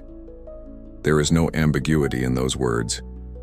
The entire experiment, which was kept a complete secret from the public for nearly 40 years, was built on that single monstrous principle. The Green Run represents a critical escalation in the state's betrayal of its citizens. In Nevada, the public was often the collateral damage of weapons development. The fallout was an inconvenient byproduct that had to be lied about. But at Hanford, the fallout was the point. The release of the poison was the experiment itself. The unsuspecting public was not adjacent to the laboratory. They were living inside it. Their towns, their farms, their bodies, their children's thyroid glands, they were all commandeered without knowledge or consent to become the canvas on which the Air Force could test its new spy gear. This was the moment the line between a domestic population and an enemy target became functionally, terrifyingly non-existent. The chilling logic that allowed the national security state to view its own citizens in Washington and Oregon as a medium for a military experiment was not an aberration. It was the product of a mindset, a culture of secrecy and perceived necessity that saw human beings as instruments for the collection of data. And if this was how the government was willing to treat its own tax-paying citizens, imagine how it would treat those who were not citizens at all, but wards of the state living on remote islands thousands of miles from any press camera or congressional hearing. To see this mindset in its purest, most undiluted form, we must return to the hellscape created by the Castle Bravo test in the Pacific. The world's attention was fixed on the 23 Japanese fishermen of the Lucky Dragon, but they were not the only victims. The same radioactive cloud of pulverized coral that poisoned them continued its eastward drift, and it fell upon the inhabited atolls of Rongelap and Uterik in the Marshall Islands. The people of Rongelap had no frame of reference for what was about to happen to them. They saw the flash in the west, the sun that rose twice in one day. A few hours later, a fine, white, gritty powder began to fall from the sky. The children, having never seen snow, laughed and played in it, rubbing the caustic radioactive ash into their hair and skin. It settled on their food. It contaminated the cisterns that held their drinking water. It was everywhere. Within hours, the entire population was struck down by a violent, mysterious illness. They were overwhelmed by nausea and vomiting. Their skin began to itch and burn, eventually forming painful lesions and weeping sores. Within a few weeks, their hair began to fall out in clumps. They were suffering from severe acute radiation sickness, and they had no idea why. 2 days after the fallout began, a U.S. Navy ship arrived. The official story then and for decades after was that this was a humanitarian rescue mission. The islanders were evacuated to a naval base at Kwajalein for treatment. This was a lie of omission so profound as to constitute its own category of deceit. The AEC and the military's medical corps did not see a population to be saved. They saw an unprecedented scientific opportunity. They saw a self-contained human population that had just been exposed to a massive dose of fallout from a thermonuclear weapon. It was, from a research perspective, a perfect laboratory. And so, before the rescue boats had even returned to base, a top-secret medical study was born. It was designated Project 4.1 with the chillingly clinical title, Study of Response of Human Beings Exposed to Significant Beta and Gamma Radiation Due to Fallout from High-Yield Weapons. This was never primarily a treatment program, it was an observation program. The American doctors who arrived to help the Marshallese were not just physicians. They were data collectors. Their mission was to study, document, and quantify every aspect of the islanders' suffering. For the next several decades, the people of Rongelap became living specimens. They were subjected to annual examinations, where teams of American doctors would descend upon their island, herding them through lines to be weighed, measured, and bled. Blood samples, urine samples, and even bone marrow samples were taken and shipped back to labs in the United States. The doctors meticulously documented the delayed effects of the radiation, the soaring rates of thyroid tumors that required disfiguring surgeries, the cancers, the miscarriages, and the horrifying birth defects, children born with deformities, some so severe they were described as jellyfish babies. The American scientists and officials running the study viewed the Marshallese not as patients but as subjects, and often used dehumanizing language to describe them. In their internal reports, they referred to the islanders as savages and primitives. When the AEC eventually allowed the Rongelapese to return to their still contaminated atoll 3 years later, it was not because it was safe. It was to advance the study. They wanted to measure the long-term effects of living in a radioactive environment and ingesting radioactive food. They even used the unexposed population of a nearby atoll as a control group to make their ghastly experiment more scientifically rigorous. Uncomfortable quote from an internal Brookhaven National Laboratory report on Project 4.1, circa 1956. The exposure of the Rongelap people provides a unique opportunity to study the long-term effects of radioactive assimilation in a human population. While the ethical obligation is to treat the acute symptoms, the long-term research value of this cohort is immense. Their habitation on a contaminated island, coupled with their reliance on local food sources and their general lack of sophistication, makes them an ideal population for a controlled study of radiological uptake and its somatic consequences. The long-term research value of this cohort is immense. An ideal population for a controlled study.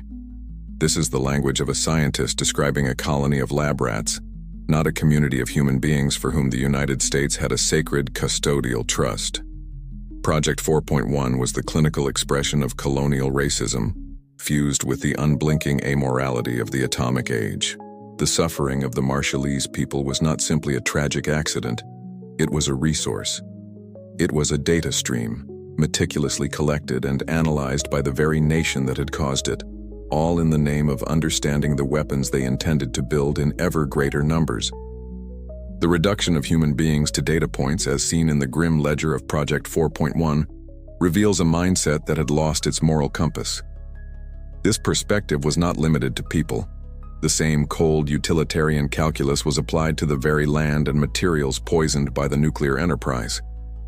To the Atomic Energy Commission, the aftermath of a nuclear test was not a toxic wasteland to be secured and isolated for eternity. It was a complex logistical problem involving valuable government assets. After each of the hundreds of detonations in Nevada, the desert was littered with the irradiated skeletons of the AEC's experiments. Mangled steel towers that had held the bombs. Thousands of tons of military hardware like tanks and trucks that had been parked at varying distances from ground zero, miles upon miles of copper communication cables, and countless other pieces of metal. This was not ordinary scrap. It had been baptized in nuclear fire. It was radioactive, contaminated with fission products, and in many cases its very atomic structure had been altered by intense neutron bombardment, a process called neutron activation, making the metal itself radioactive from within.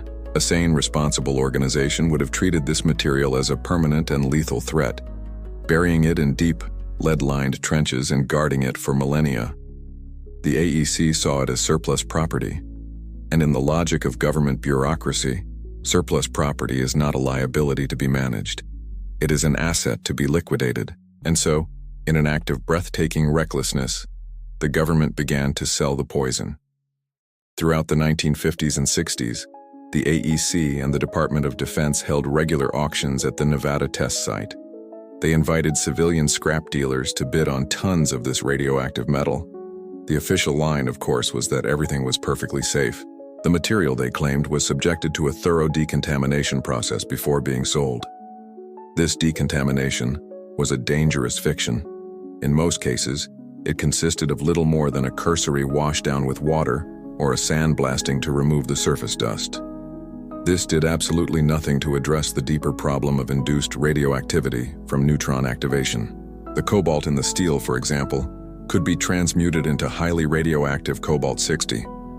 The monitoring equipment of the day was often not sensitive enough to detect this type of internal radioactivity, and the safety standards were a joke. So truckload after truckload of contaminated steel, copper, and aluminum was sold for pennies on the dollar, loaded up by unsuspecting scrap dealers, and hauled out of the test site into the mainstream American economy. This radioactive metal was melted down in foundries and mills, mixed with clean steel and recycled into the national supply. It was used to make rebar for the construction of schools and office buildings. It was used to make manhole covers for city streets. It was even, in some documented cases from other parts of the nuclear complex, recycled into the steel legs of cafeteria tables, irradiating unsuspecting diners for years. This practice wasn't limited to scrap metal. The government also quietly leased out vast tracts of land on the peripheries of the test site and other nuclear facilities like Hanford. They knew this land was contaminated with hot particles of plutonium and other long-lived isotopes. They leased it anyway to civilian ranchers for cattle grazing. The ranchers, trusting their government's assurances that the land was safe, let their herds roam free.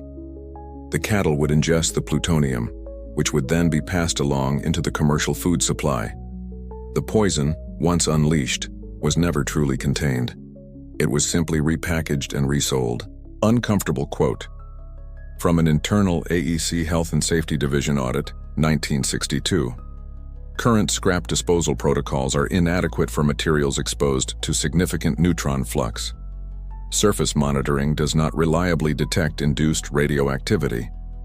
While the risk from any single piece of recycled steel is statistically low, the aggregate contamination of the national steel supply is a non-trivial long-term concern. However, the cost of permanent on-site burial for all metallic scrap is deemed fiscally prohibitive. The current policy of surplus sale, while carrying a calculated radiological risk, represents a significant cost savings to the Commission. The cost of permanent on-site burial is deemed fiscally prohibitive. A calculated radiological risk. There it is again, the same cold logic. They knew the safety procedures were a sham. They knew they were seeding the entire country's steel supply with low-level radioactive waste. They did the math, and they concluded that it was cheaper to poison people than to properly dispose of their own toxic garbage. This practice is the perfect metaphor for the entire hidden legacy of the atomic age. The poison was never meant to stay in the desert. The lie was never meant to stay confined to classified reports. Both inevitably leached out, atom by atom, whisper by whisper, into the wider world. The radioactive steel towers didn't just vanish.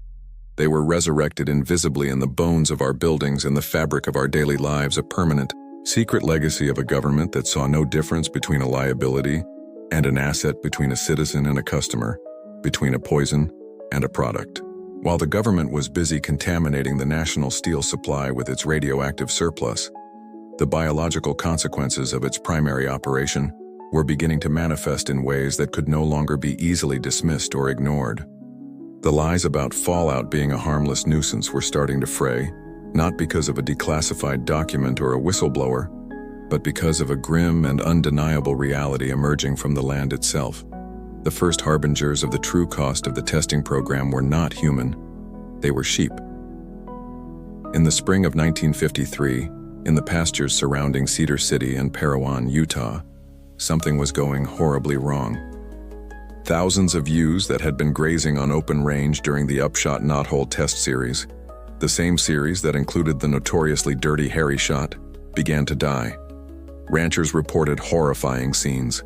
Pregnant ewes gave birth to stillborn lambs, many of them grotesquely deformed with missing limbs or strange soft bones. The surviving sheep developed open running sores and strange burns on their ears, faces, and backs, the parts of their bodies most exposed to the sky. Their wool began to fall out in great clumps. By the end of the season, nearly 5,000 animals were dead. The ranchers, patriotic men who had trusted the AEC's assurances of safety, were panicked and heartbroken. They demanded an investigation. The AEC, sensing a public relations crisis, dispatched a team of its own scientists. Their public conclusion was a masterpiece of condescending dismissal. The sheep deaths, they announced, were a complete mystery. It was probably malnutrition, they suggested, or perhaps the animals had eaten some poisonous weeds.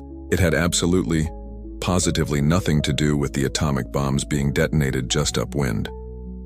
This was a calculated and brutal lie.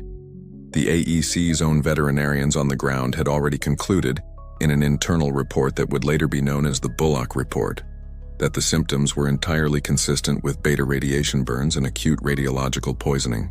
The AEC took this report, classified it, and buried it. They then launched a campaign of soft intimidation, reminding the ranchers that their grazing permits were issued by the federal government and that making trouble would be unwise. The dead sheep of Utah were the canaries in the coal mine, and the AEC had just shot the canaries and hidden the bodies. But the question lingered, a terrifying ghost haunting the downwind communities. If the invisible rain from the sky could do this to thousands of sheep, what was it doing to the people? A decade later, the government was quietly forced to find out. A courageous and meticulous statistician with the U.S. Public Health Service, Dr. Edward S. Weiss, was tasked with conducting a follow-up study. He focused his research on the very communities in southern Utah that had been in the direct path of the Upshot Knothole fallout, the same areas where the sheep had died. His findings, compiled in a study codenamed Project Cattleman, were the single most damning piece of evidence ever produced against the Atomic Energy Commission. Dr. Weiss discovered a clear, undeniable, and statistically significant spike in cancer among the children living in these communities. The incidence of leukemia, specifically, was more than double that of children living in unexposed parts of Utah. This was it. The smoking gun. The direct, documented scientific link between the fallout from the Nevada tests and dead American children. This was not a theory. It was a body count. When Dr. Weiss finalized his report and presented it to his superiors at the Public Health Service and to the liaisons at the AEC, the reaction was not one of scientific interest or public health alarm. It was one of pure, unadulterated political terror. This report was radioactive. If it ever became public, it could end atmospheric testing. It could expose the decades of lies. It could bankrupt the federal government with lawsuits. The order came down from the highest echelons of the national security state. The Cattleman Report must disappear. And so it did. The report was slapped with a classification stamp. Its conclusions were suppressed and all copies were rounded up and locked away in a secure vault. Dr. Weiss was quietly reassigned and his line of research was terminated.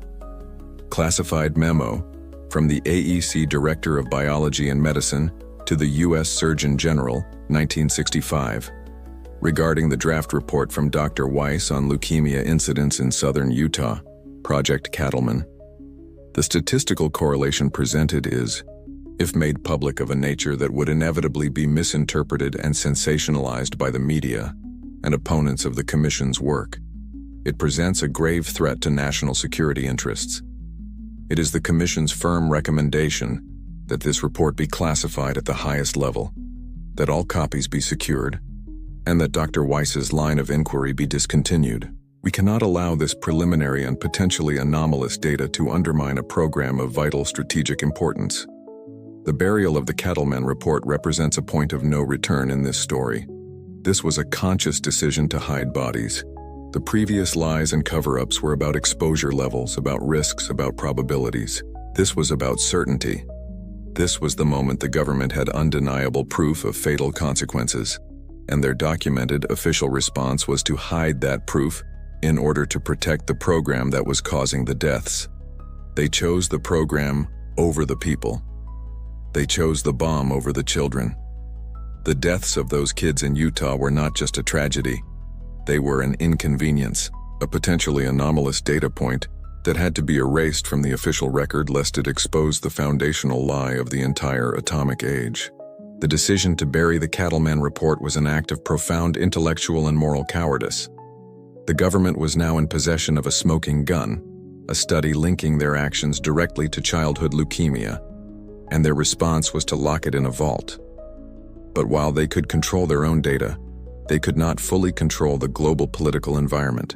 The relentless activism of scientists like Linus Pauling, the international outrage from the Castle Bravo incident, and a growing public terror of the invisible poison in their milk and in their children, S-Bones had created a political firestorm. By the early 1960s, the political will to continue large-scale atmospheric testing was crumbling. The Cuban Missile Crisis of 1962, which brought humanity to the razor's edge of extinction, provided the final, terrifying impetus. President John F. Kennedy and Soviet Premier Nikita Khrushchev both needed a way to step back from the brink, a grand gesture of sanity in a world gone mad. The result was the Limited Test Ban Treaty of 1963. It was presented to the world as a monumental victory for peace and a triumph of human reason. The treaty, signed by the United States, the Soviet Union, and the United Kingdom, banned all nuclear weapons tests in the atmosphere, in outer space, and underwater. On television screens around the globe, people watched the signing ceremony and felt a wave of profound relief. The terrifying, iconic mushroom cloud, which had haunted the global consciousness for nearly 2 decades, would finally vanish. The era of atmospheric fallout, of strontium-90 and iodine-131 raining down on the entire planet, was officially over. Humanity, it seemed, had looked into the abyss and chosen to turn away. This was the public performance. The reality, as always, was hidden in the fine print. The treaty did not ban all nuclear testing. It contained a massive, deliberate loophole, one large enough to drive the entire nuclear arms race through. It explicitly permitted the continuation of nuclear tests conducted underground. The new official story, the replacement for the now discredited lie of harmless dispersion, was the promise of perfect containment. The American people were assured that these new underground tests were perfectly safe. The explosions would occur thousands of feet beneath the desert floor, and the geology of the test site would act as a natural, impenetrable bottle, trapping all the lethal radiation deep within the earth. It was a clean, responsible, and modern way to ensure the nation's security without harming a soul. This too was a lie. The promise of perfect containment was a fiction from the start. The scientists and engineers at the AEC knew perfectly well that it was not always possible to guarantee. They had a word for it when a test failed to be contained: venting. Sometimes the sheer force of the blast would fracture the rock all the way to the surface, creating a new fissure. Other times the explosion would vent through an existing, undiscovered fault line, In either case, the result was the same. A plume of highly radioactive gas and dust would be violently forced out of the ground and into the atmosphere. Every time a test vented, it was, for all intents and purposes, a small, dirty, atmospheric test. The very thing the treaty had supposedly banned forever. And it happened all the time. Of the more than 900 nuclear tests conducted at the Nevada test site, over 700 of them were underground tests that took place after the 1963 treaty.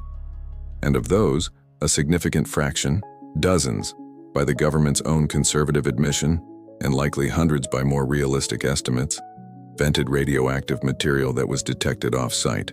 One of the most notorious, the 1970 Bainbury shot, cracked open the desert floor, releasing a plume of fallout that rose 10,000 feet into the air and drifted for hundreds of miles once again, dusting the downwind communities with poison.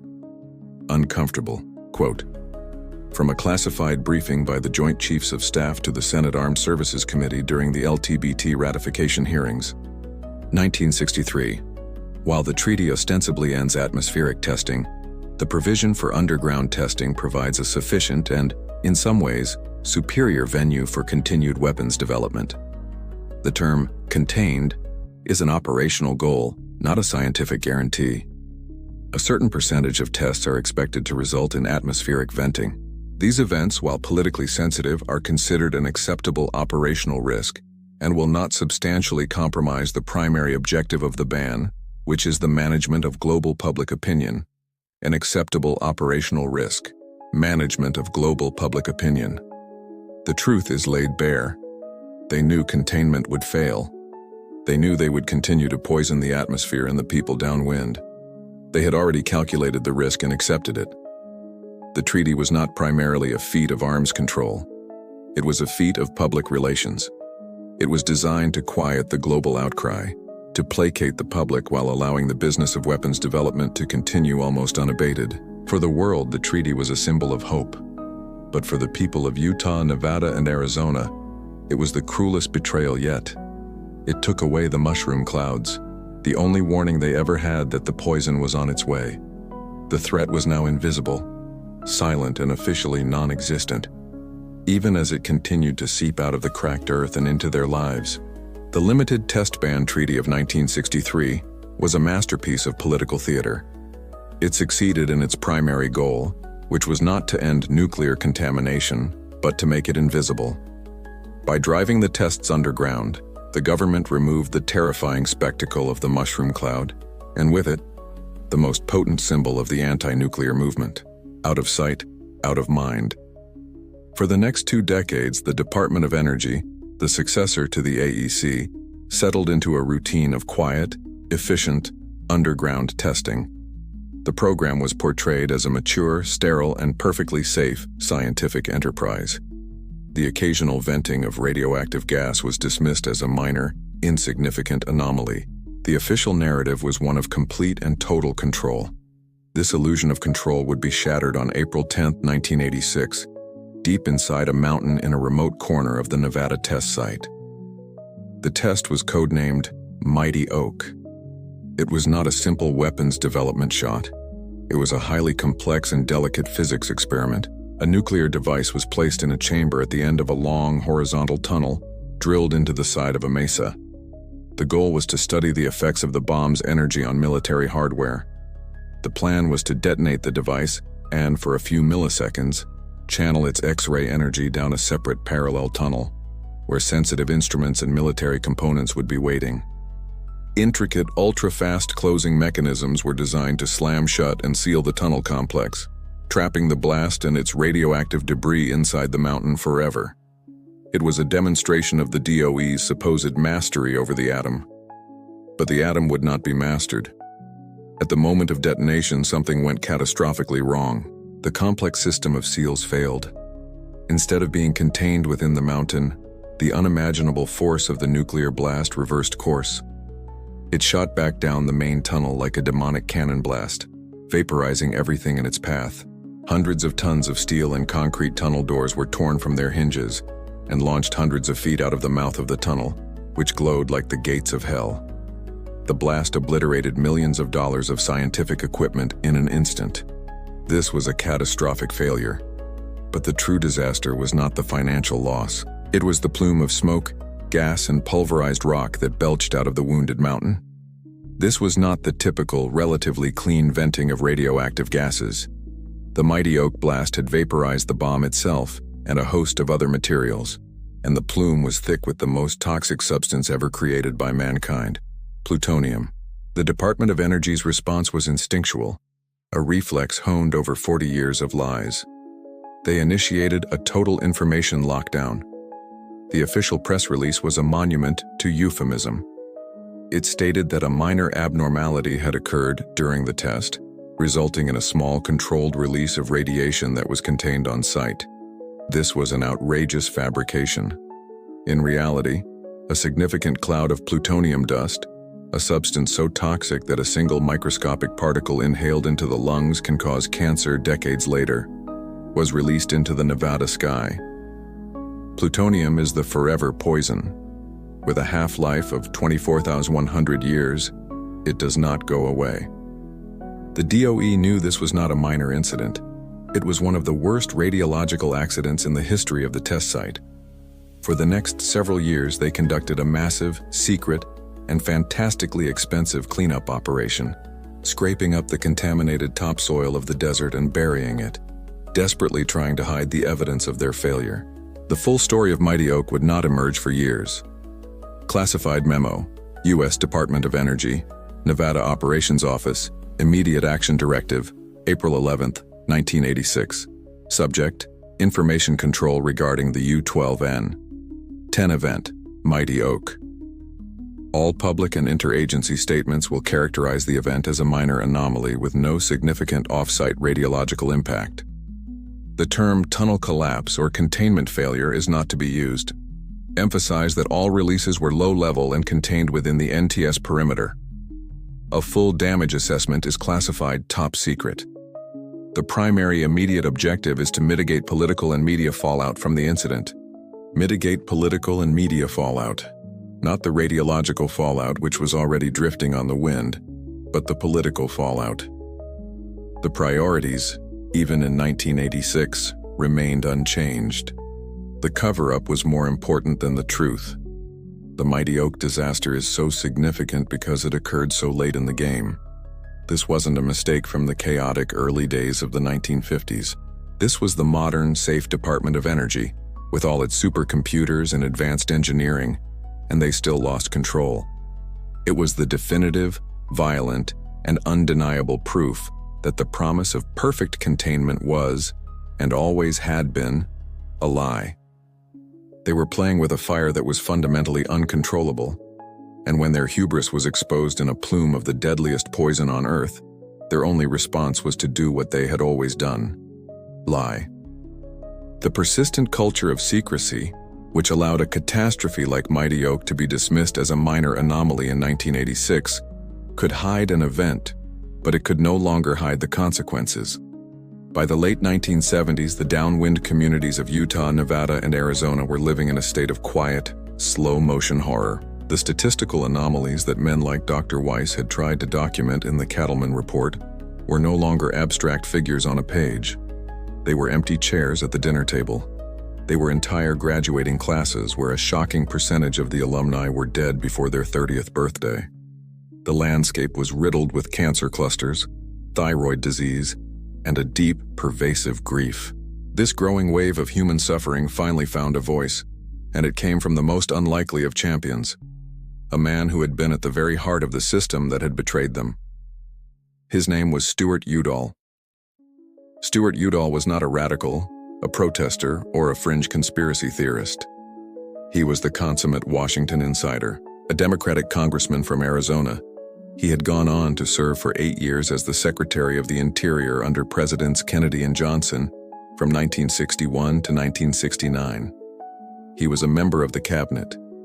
He had a top-secret security clearance. He had sat in the meetings where the policies of the Cold War were forged. He was a pillar of the establishment, but after he left government and returned to private life, he began to listen.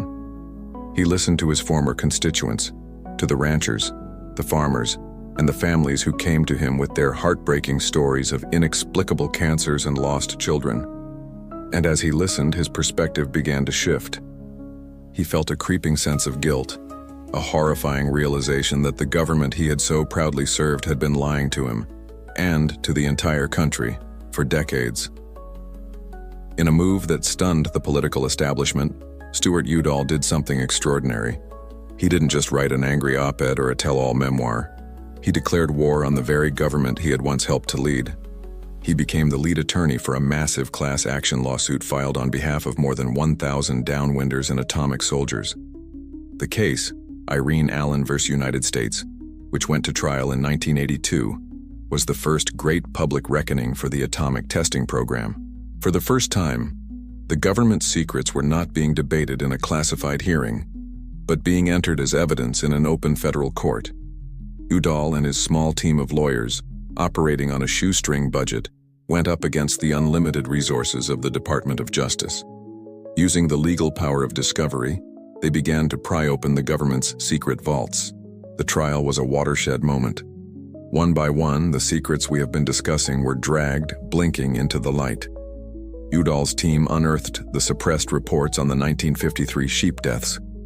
They brought the buried findings of the Cattlemen Report to the court's attention. They presented evidence of the AEC's deliberately misleading public statements and the flawed, theatrical monitoring of the RadSafe officers. They put former AEC officials on the witness stand, forcing them under oath to answer for the lies. And they presented the human cost, bringing witness after witness to the stand. Mothers who had lost children to leukemia, soldiers suffering from rare cancers, entire families decimated by disease, to give heartbreaking testimony. In 1984, they won. Federal Judge Bruce S. Jenkins issued a landmark ruling, finding the government guilty of negligence. He concluded that the AEC had failed in its duty to warn citizens of the known dangers and had operated with a shocking disregard for their safety. For a brief shining moment, it seemed like justice was possible. It was not. The government, with its infinite resources, appealed. The case went to the 10th Circuit Court of Appeals, and in 1987, the victory was snatched away. The appellate court overturned Judge Jenkins's ruling, not because his findings of fact were wrong, but on a cold, cruel legal technicality. They ruled that the government was protected by the doctrine of sovereign immunity and the discretionary function exception of the Federal Tort Claims Act. In simple terms, this meant that the government could not be sued for policy decisions, for discretionary functions, even if those decisions were negligent and resulted in the deaths of its citizens. The decision to test bombs, and the decision on how to warn the public about them, were deemed policy choices and were therefore immune from legal challenge. Uncomfortable quote from Stuart Udall's personal journal written during the Allen trial, 1982. I sit in this courtroom and I listen to the government's lawyers, and I realize I am listening to my former colleagues. We were told it was a matter of national security. We accepted the assurances. We never questioned the men in the white lab coats. Now I see it for what it was. Not a policy, but a conspiracy. A conspiracy that valued secrecy above truth and weapons above people. My silence then makes me complicit now. This lawsuit is not just for these poor people. It is an act of atonement. Udall's crusade, though it ended in legal defeat, was a profound moral victory. He used his insider's knowledge and credibility to blow the conspiracy wide open. The Allen trial put the government's decades of deception onto the public record, meticulously documented and verified by a federal judge. The final, cynical verdict was the most damning revelation of all. The courts had essentially affirmed two contradictory things at once. First, that the Downwinders had been telling the truth all along and that their government had negligently poisoned them. And second, that the government had a legal right to do it, and there was nothing they could do about it. Justice was denied, but the truth was finally out, and it could never ever be put back in its lockbox again. Even as Stuart Udall was in federal court, exposing the dark legacy of the military testing program, the government was busy promoting an even more audacious and surreal deception. The decades of terrifying mushroom clouds, the mounting evidence of fallout-induced cancers, and the global political pressure had tarnished the image of the atom. The bomb was, by the 1960s, an icon of pure fear. The Department of Energy and the weapons labs needed a new angle, a new public relations campaign to justify their continued existence and their astronomical budgets. They needed to find a way to make the bomb seem not just necessary but friendly. They decided to rebrand the apocalypse as a construction project. The result was Project Plowshare, a name lifted from the biblical prophecy of beating swords into plowshares. The public premise was breathtaking in its techno-utopian ambition. The same nuclear devices that could vaporize cities, they argued, could be used as tools for massive civil engineering feats. Scientists and government officials with straight faces proposed using dozens or even hundreds of hydrogen bombs for projects that sounded like they were lifted from a science fiction novel. They proposed Project Chariot, a plan to detonate a string of H-bombs to carve out a new deep-water harbor on the coast of Alaska. They proposed Project Pan-Atomic Canal, a scheme to blast a new sea-level canal through Colombia or Panama. They drew up plans to use nuclear explosions for mining, for creating vast underground reservoirs, and even as a form of super-fracking to release natural gas from tight shale formations, in projects like Gas Buggy and Rulison. They promised this would all be done with a new generation of special, custom-designed clean bombs. These devices, they claimed, would be engineered to produce minimal radioactive fallout, making them perfectly safe for industrial use. This was the vision they sold to Congress and the American public, a future where the mushroom cloud was not a symbol of war, but a tool of progress, a clean and efficient earth mover for a brave new world. It was perhaps the most audacious lie of the entire atomic age. Project Plowshare was a fraud from its inception. The concept of a truly clean nuclear bomb was, and remains, a physical impossibility. Every nuclear explosion, whether it's based on fission or fusion, unleashes a cascade of deadly radioisotopes. Furthermore, the very nature of the Plowshare excavation projects meant they were designed to deliberately break through the Earth's surface and hurl millions of tons of radioactive debris into the atmosphere. They were, by definition, atmospheric tests, conducted under the flimsy disguise of civil engineering.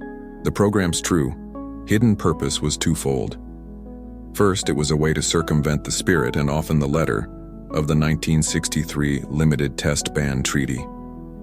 It gave the weapons designers at Los Alamos and Livermore a publicly palatable excuse to keep detonating devices in the open air, allowing them to gather invaluable data on weapons effects. Second, and more importantly, it was a way to keep their labs funded and their teams busy testing new bomb designs.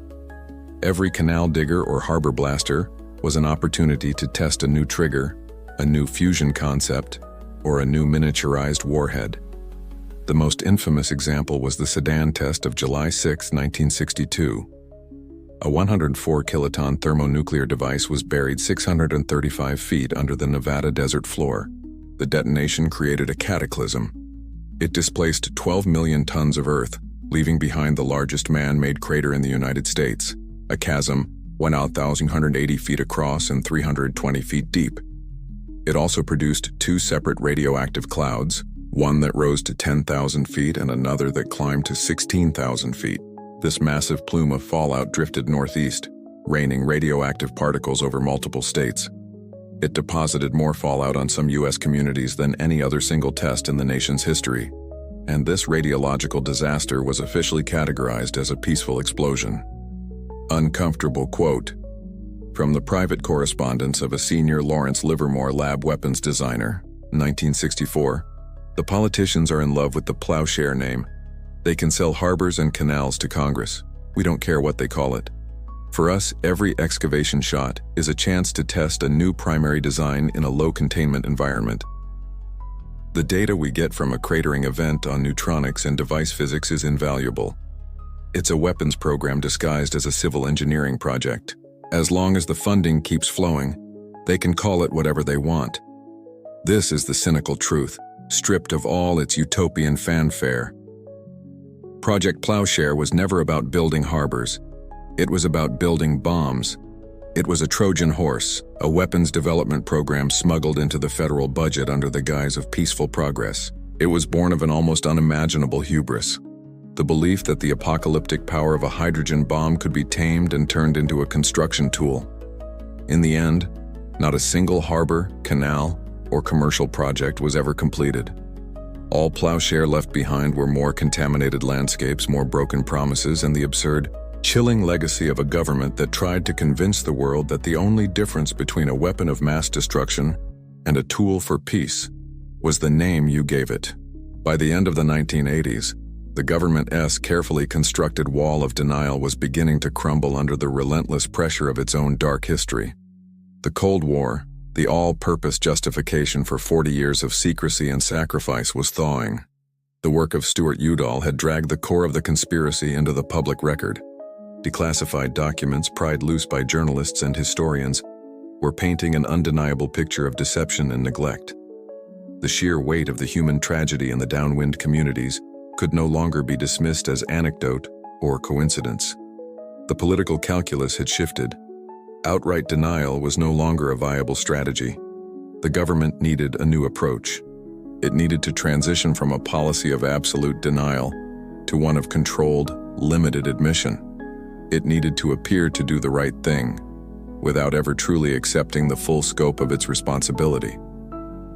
This new strategy took shape in 1990, with the passage of the Radiation Exposure Compensation Act, or RECA.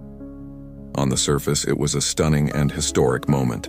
After decades of lies, the United States government was finally officially admitting that its nuclear testing program had caused harm to its own citizens. The act contained a formal apology from the nation and established a fund to provide lump sum payments to 3 specific groups: the Downwinders, the atomic soldiers who had participated in on-site tests, and uranium miners who had been poisoned while extracting the raw material for the bombs. It was presented to the American people as a landmark act of compassion, a moment of national healing where the government was finally making amends for the sins of the past. This was a carefully crafted illusion. RECA was not an act of justice. It was a masterpiece of legal and financial damage control. It was designed from the ground up not to dispense justice, but to extinguish liability. The entire structure of the act was a cynical exercise in minimizing the government's exposure. First, it drew a series of brutally arbitrary lines on a map. Only residents of a few specific counties in Utah, Nevada, and Arizona were eligible for compensation as downwinders. The fallout, of course, had not respected county lines. It had drifted across the entire country. But if you happened to live 1 mile outside the politically negotiated boundary, you were entitled to nothing. Your cancer was, by legal definition, your own damn fault. Second, the act recognized only a narrow, specific list of cancers as being presumptively caused by radiation exposure. If you had one of the 15 or so cancers on the list, you might be eligible. If you or your child died of a different form of cancer, one that medical science also links to radiation, your family was entitled to nothing. The list was a product of political horse trading, designed to be just long enough to look credible, but short enough to keep the number of claimants, and therefore the cost, as low as possible. Finally, there was the payment itself, a one-time lump sum of $50,000 for downwinders. In exchange for this sum, a pittance for a lifetime of medical bills and the loss of a loved one, the claimant had to sign away all rights to ever sue the federal government for any further damages. This was the dark heart of the act. RECA wasn't a compensation program. It was a settlement offer, a cheap, take-it-or-leave-it deal designed to buy off the victims and slam the courthouse doors shut forever, preventing a tidal wave of lawsuits that could have cost the U.S. Treasury trillions. Uncomfortable quote from an internal Department of Justice memo to the White House Counsel's Office, 1989. Regarding the proposed Compensation Act, while a compassionate public posture is advisable, the primary objective of this legislation must be to extinguish future legal liability. A structured, no-fault compensation program with statutorily defined eligibility criteria and fixed payment amounts is the most effective means of foreclosing the larger, unpredictable tort risk. The $50,000 figure represents a fiscally prudent cap that provides a semblance of justice while protecting the Treasury from potentially catastrophic class action judgments. This is not about retroactive justice. It is about prospective damage control. Prospective damage control. That was the true purpose of the Radiation Exposure Compensation Act. It was a firewall, not a remedy. It was a cynical calculation dressed up in the language of compassion. The government got everything it wanted. It got to issue a press release expressing its deep regret. It got to look like it was finally taking responsibility. And it did it all on the cheap, transforming a moral and constitutional crime of almost unimaginable scale into a manageable, predictable, and relatively small line item in the federal budget. For the few thousand victims who navigated the bureaucratic maze and received a check, it was a bitter and inadequate acknowledgement of a lifetime of suffering. For the tens of thousands more who were arbitrarily excluded by its cynical design, RECA was the final insult, a legalistic and definitive statement that their pain, their losses, and their lives did not count. The Radiation Exposure Compensation Act, with its arbitrary lines and miserly payouts, was the government's final word on the matter. It was an accountant's solution to a moral catastrophe, a legal maneuver designed to close the book on a history of betrayal. But for the people living and dying in the heart of the sacrifice zone, the book could never be closed. To understand the true human cost of the decades of lies, we have to go back to the beginning, to the communities that the AEC's secret maps had designated as the bullseye. We have to go to St. George, Utah. In the 1950s, St. George and the surrounding Mormon communities of the Great Basin were, from the government's perspective, the perfect place to dump poison. The population was overwhelmingly composed of devout members of the Church of Jesus Christ of Latter-day Saints. They were bound by a powerful sense of community, a deep and abiding faith in God, and an equally profound faith in the righteousness of the United States government. Their patriotism was absolute and unquestioning. They were also a people known for their clean living. They did not smoke. They did not drink alcohol. Ironically, this made them a perfect control group, a healthy baseline population against which the effects of one single massive carcinogen could be easily measured over time. Their virtues, their trust, their patriotism, their healthy lifestyles were the very things that made them the perfect victims. They were told that the nuclear tests to the West were a vital part of defending freedom against the threat of godless communism. They believed it. They were told the tests were safe. They believed that too. The experience of the tests became a bizarre and routine part of life. Residents would gather on hilltops in the pre-dawn darkness to watch the western sky flash with an otherworldly light. School children would be let out of class to witness the majestic, terrifying mushroom clouds bloom on the horizon, a strange new feature of the desert landscape. After a test, a fine pinkish-gray ash would often fall, dusting their cars and coating the lettuce in their gardens.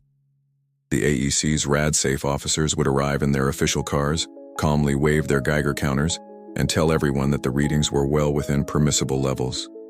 The children would continue to drink the fresh milk from local dairy cows. The residents would continue to eat the vegetables from their gardens. They were partners, they believed, in a great national endeavor. The plague arrived slowly, almost imperceptibly at first, and then with a brutal, accelerating fury. By the 1960s and 70s, the town was consumed by a quiet epidemic. It was a plague of cancers, of leukemias, of lymphomas, of thyroid tumors, of brain tumors. It seemed to be everywhere. There were streets where nearly every house had been touched by the disease. There were families that were simply erased, losing a mother, a father, and a child in the space of a few years. The local cemeteries began to fill with people who died too young. The community, once defined by its faith and optimism, became defined by its grief. They held bake sales to help neighbors pay for chemotherapy. They mourned at a constant, numbing rhythm of funerals. The children who survived grew up in a world where cancer was not a remote possibility, but an ambient, ever-present threat. This was the reality on the ground. This was the human translation of the AEC's secret lexicon of permissible doses, favorable winds, and sunshine units. The deepest wound, however, was not the cancer. It was the betrayal. It was the slow, agonizing realization that their government, the government they had revered and trusted without question, had not just made a mistake. It was the realization that they had been deliberately sacrificed. Their faith, their patriotism, their trust. It had all been used against them. They had not been partners in a noble cause. They had been subjects in a secret, decades-long experiment. Uncomfortable quote from the sworn testimony of a St. George resident during the 1982 Allen v. United States trial. We were a patriotic people. When the AEC men came, they told us we were part of the fight. They said the flash was the light of freedom. We'd watch the clouds roll in and they'd say it was just dust, just harmless dust. My wife died of lymphoma. My neighbor's boy, leukemia. The family down the street, 2 of them gone. We weren't partners. We were the bullseye. They knew. All this time they knew. And they smiled and waved their little machines and told us we were safe. The story of St. George is the story of the entire testing program in microcosm. It is the story of a government that saw the trust of its citizens not as a sacred obligation to be honored, but as a strategic asset to be exploited. The unsolved cancers of southern Utah are not a scientific mystery. The cause is not in doubt. They are unsolved because there has never been a true reckoning. There has never been a full and honest admission of the deliberateness, the cynicism, and the sheer cold-blooded calculus that turned these trusting, patriotic communities into a national sacrifice zone.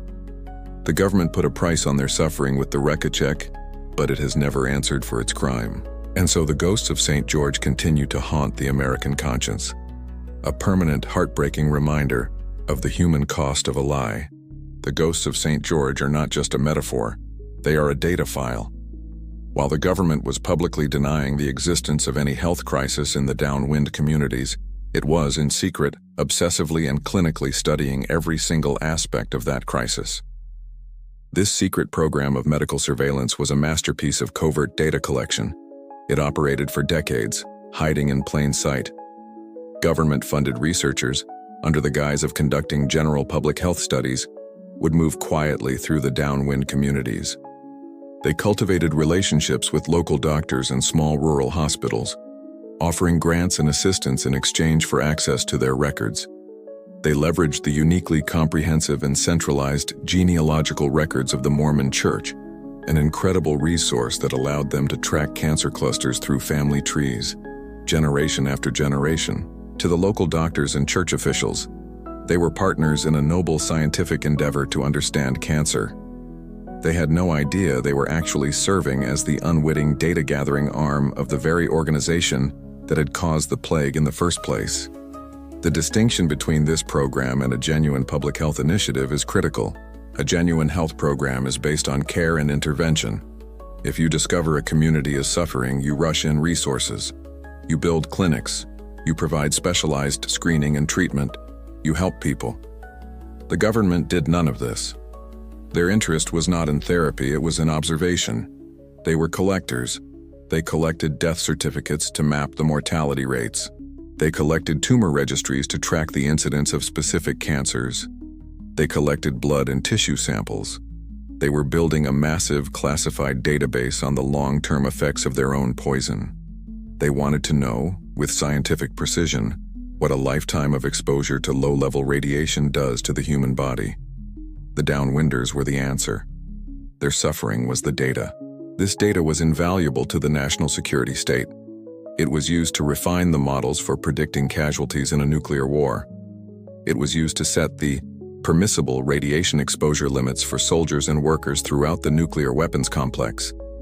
And in the ultimate cynical feedback loop, it was used by government lawyers to better understand the medical evidence so they could more effectively fight the compensation claims of the very people they were studying.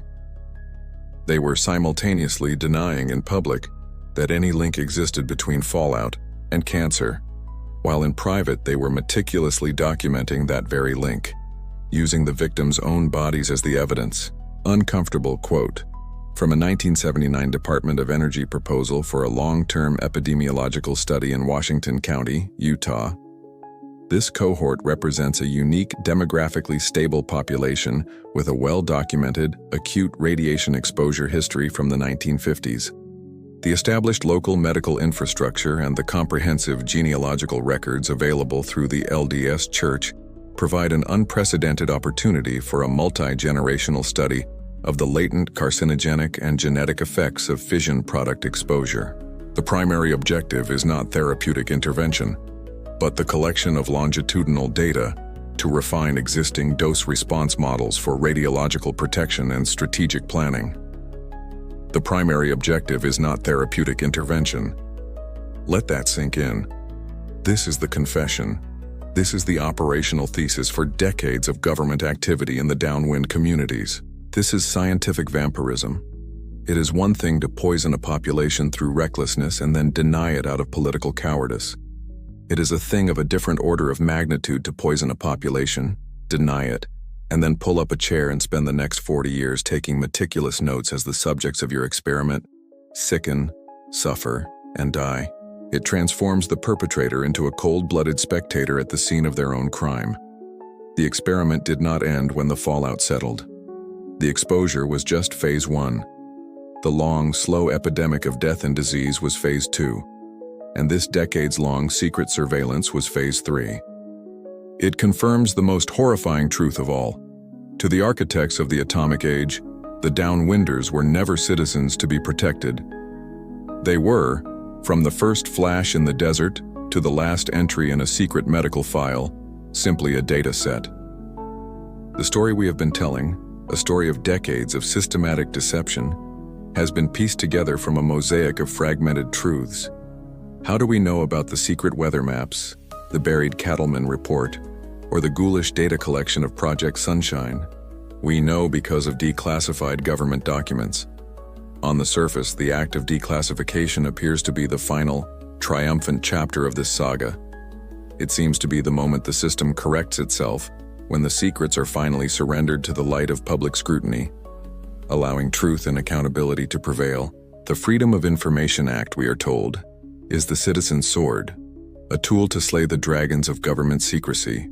This narrative, like so many others we have examined, is a comforting and deeply misleading fiction. The truth is that the modern declassification process is not the end of the cover-up. It is the cover-up's final and most sophisticated evolution. The same agencies that spent half a century perfecting the art of the lie did not simply surrender in the age of information. They adapted. They learned to weaponize transparency.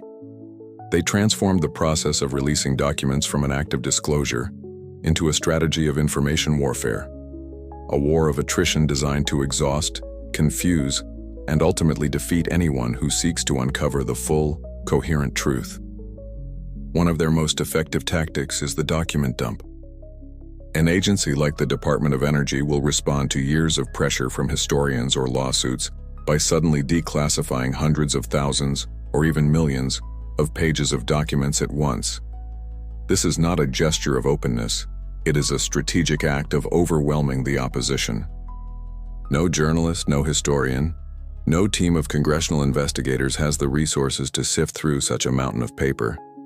The one memo that contains the smoking gun, the explicit order to lie or to bury a study, is deliberately hidden in a blizzard of trivial, mundane paperwork, shipping manifests, laundry requisitions, cafeteria menus. It is a cynical search for a needle in a haystack the size of a mountain. Then there is the art of malicious redaction. The documents that are released are often a sea of black ink, with crucial names, dates, and conclusions surgically removed.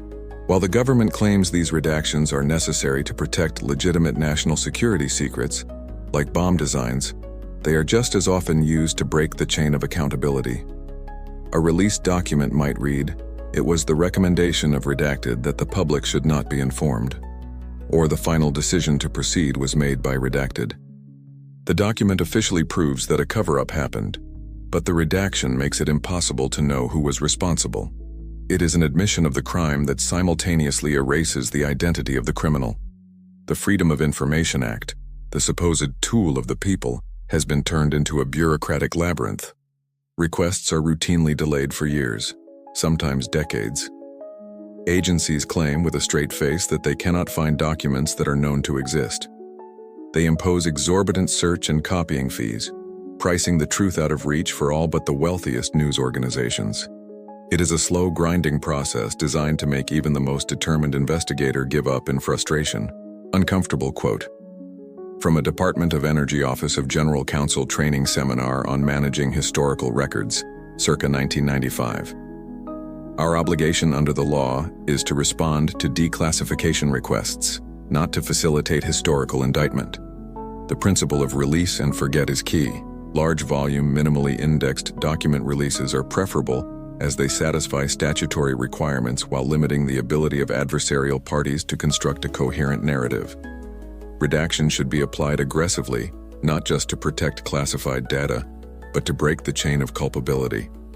Remember, our goal is compliance with the letter of the law, not the spirit of transparency. The less usable the released information, the more successful the release. This is the modern playbook. The less usable the released information, the more successful the release. It is an admission that the goal is to create an illusion of transparency, not the real thing. It is a strategy that allows the government to claim the moral high ground. See, the files are open, we have nothing to hide, while ensuring that the dark, coherent, and damning narrative of their actions remains fragmented, confusing, and ultimately unprovable in the court of public opinion. They have not opened the vaults of history. They have simply transformed them into a public labyrinth, a hall of mirrors where the truth is technically present, but functionally impossible to grasp. It is the ultimate cynical victory, hiding the secret in plain sight. We have traveled a long and dark road together, through a labyrinth of lies constructed over half a century. We have stood in the trenches with the atomic soldiers, watched the white ash fall on the children of St. George and the fishermen of the Lucky Dragon, and sifted through the mountains of redacted paper designed to hide the truth in plain sight. After all this, we are left with the legacy. The most obvious legacy is physical, etched into the very crust of the planet. There are the craters in the Nevada desert, scars so vast they are visible from space. There is the plutonium dust scattered across the landscape, a poison with a half-life of 24,100 years, an atomic curse that will outlast every nation, religion, and language we currently know. There are the radioisotopes still lodged in the bones of a generation, a secret internal fire passed down to their children. But this physical poison, as terrifying as it is not the most toxic legacy of the atomic testing program. The greater poison, the one with the longer and more insidious half-life, is the lie itself. We think of radioactive decay as a process where an unstable element breaks down into a series of less dangerous ones over time. The official deception of the atomic age has followed a similar trajectory. The original parent lie, the bold, simple falsehood that the fallout is harmless, was too unstable to survive. It has since decayed, but it did not vanish. It broke down into a chain of daughter lies, each one with its own half-life, each one designed to obscure the one that came before it. The lie decayed from its harmless to the exposures were too low to cause a problem. When that was proven false, it decayed into we didn't have the science to know the risks at the time. When declassified documents proved they did know, it decayed again into the great unanswerable lie of it was a necessary evil to win the Cold War. And finally, in our modern era, it has decayed into its most stable and cynical form. We have apologized and compensated the victims, and the book is now closed. This persistent, mutating, multi-generational official denial is the true poison. Its fallout has not settled on the deserts of Nevada, but on the entire landscape of American democracy. This history is the reason the phrase "I'm from the government and I'm here to help" became a bitter punchline. This is the source of the deep, corrosive cynicism that has seeped into the foundations of our society. The story of the Downwinders is the foundational text of the modern conspiracy theory, because it is a conspiracy that happens to be true. When a government demonstrates the capacity to deliberately sacrifice its own citizens to lie about it for decades, with a unified voice to manipulate science and to use the law as a shield against justice, it forfeits its claim to the benefit of the doubt on every other issue. It teaches its citizens a single, brutal lesson: do not trust, question everything, assume the worst. The half-life of that lesson is measured in generations. Uncomfortable quote, attributed to a high-ranking anonymous AEC official from the 1960s, reflecting on the program in his final years. We were men of science, but we were engaged in an act of faith. We had faith in the bomb, faith in the nation, and faith in our own ability to manage the consequences. To protect that faith, we had to control the truth. The initial lies were small, tactical, but a lie is a chain reaction. Each one requires a bigger one to conceal it. After 20 years, we were no longer managing radiation. We were managing a history of our own making. We had created a truth more dangerous than any isotope, with a half-life that will outlast us all. Was it all a lie? Yes. The entire edifice, from the first assurances at the Trinity test to the modern performance of declassification, was a lie. But the ultimate deception was not about Röntgens or REMs, wind patterns or cancer rates. It was the lie the architects of this program told themselves, that they could unleash the power of the sun on their own land, systematically poison their own people, corrupt their own science, and still retain their nation's soul. The craters that pockmark the Nevada desert are not monuments to American strength or technological prowess. They are monuments to a catastrophic moral failure, a failure whose fallout continues to radiate silently and invisibly to this very day. So, where does this leave us? The story ends, as it began, in ambiguity. There is no neat conclusion, no final victory for the victims, no ultimate confession from the state. There is only the long, slow burn of the consequences, a radiological and political legacy that is still unfolding. The full truth of what happened in the deserts and on the islands remains fragmented, buried under black ink and bureaucratic delay. The names of many of the men who made these decisions are forgotten, but their choices are permanently written into the DNA and the distrust of a nation. A final, important reminder. While every event, project, and policy we've discussed is a matter of historical record, this narrative has synthesized decades of complex history to reveal the essential paradoxes and the consistent pattern of deception. The official story is rarely, if ever, the complete story. The uncomfortable quotes and memos you heard were crafted to distill the documented attitudes and explicit strategies of the time, to give voice to a truth that the official record was designed to obscure. We encourage you to share your own research, your family's stories, and your thoughts on these uncovered details in the comments below. This history belongs to all of us, and the conversation must continue. And that's the truth they tried to bury. Until next time, always question the official story.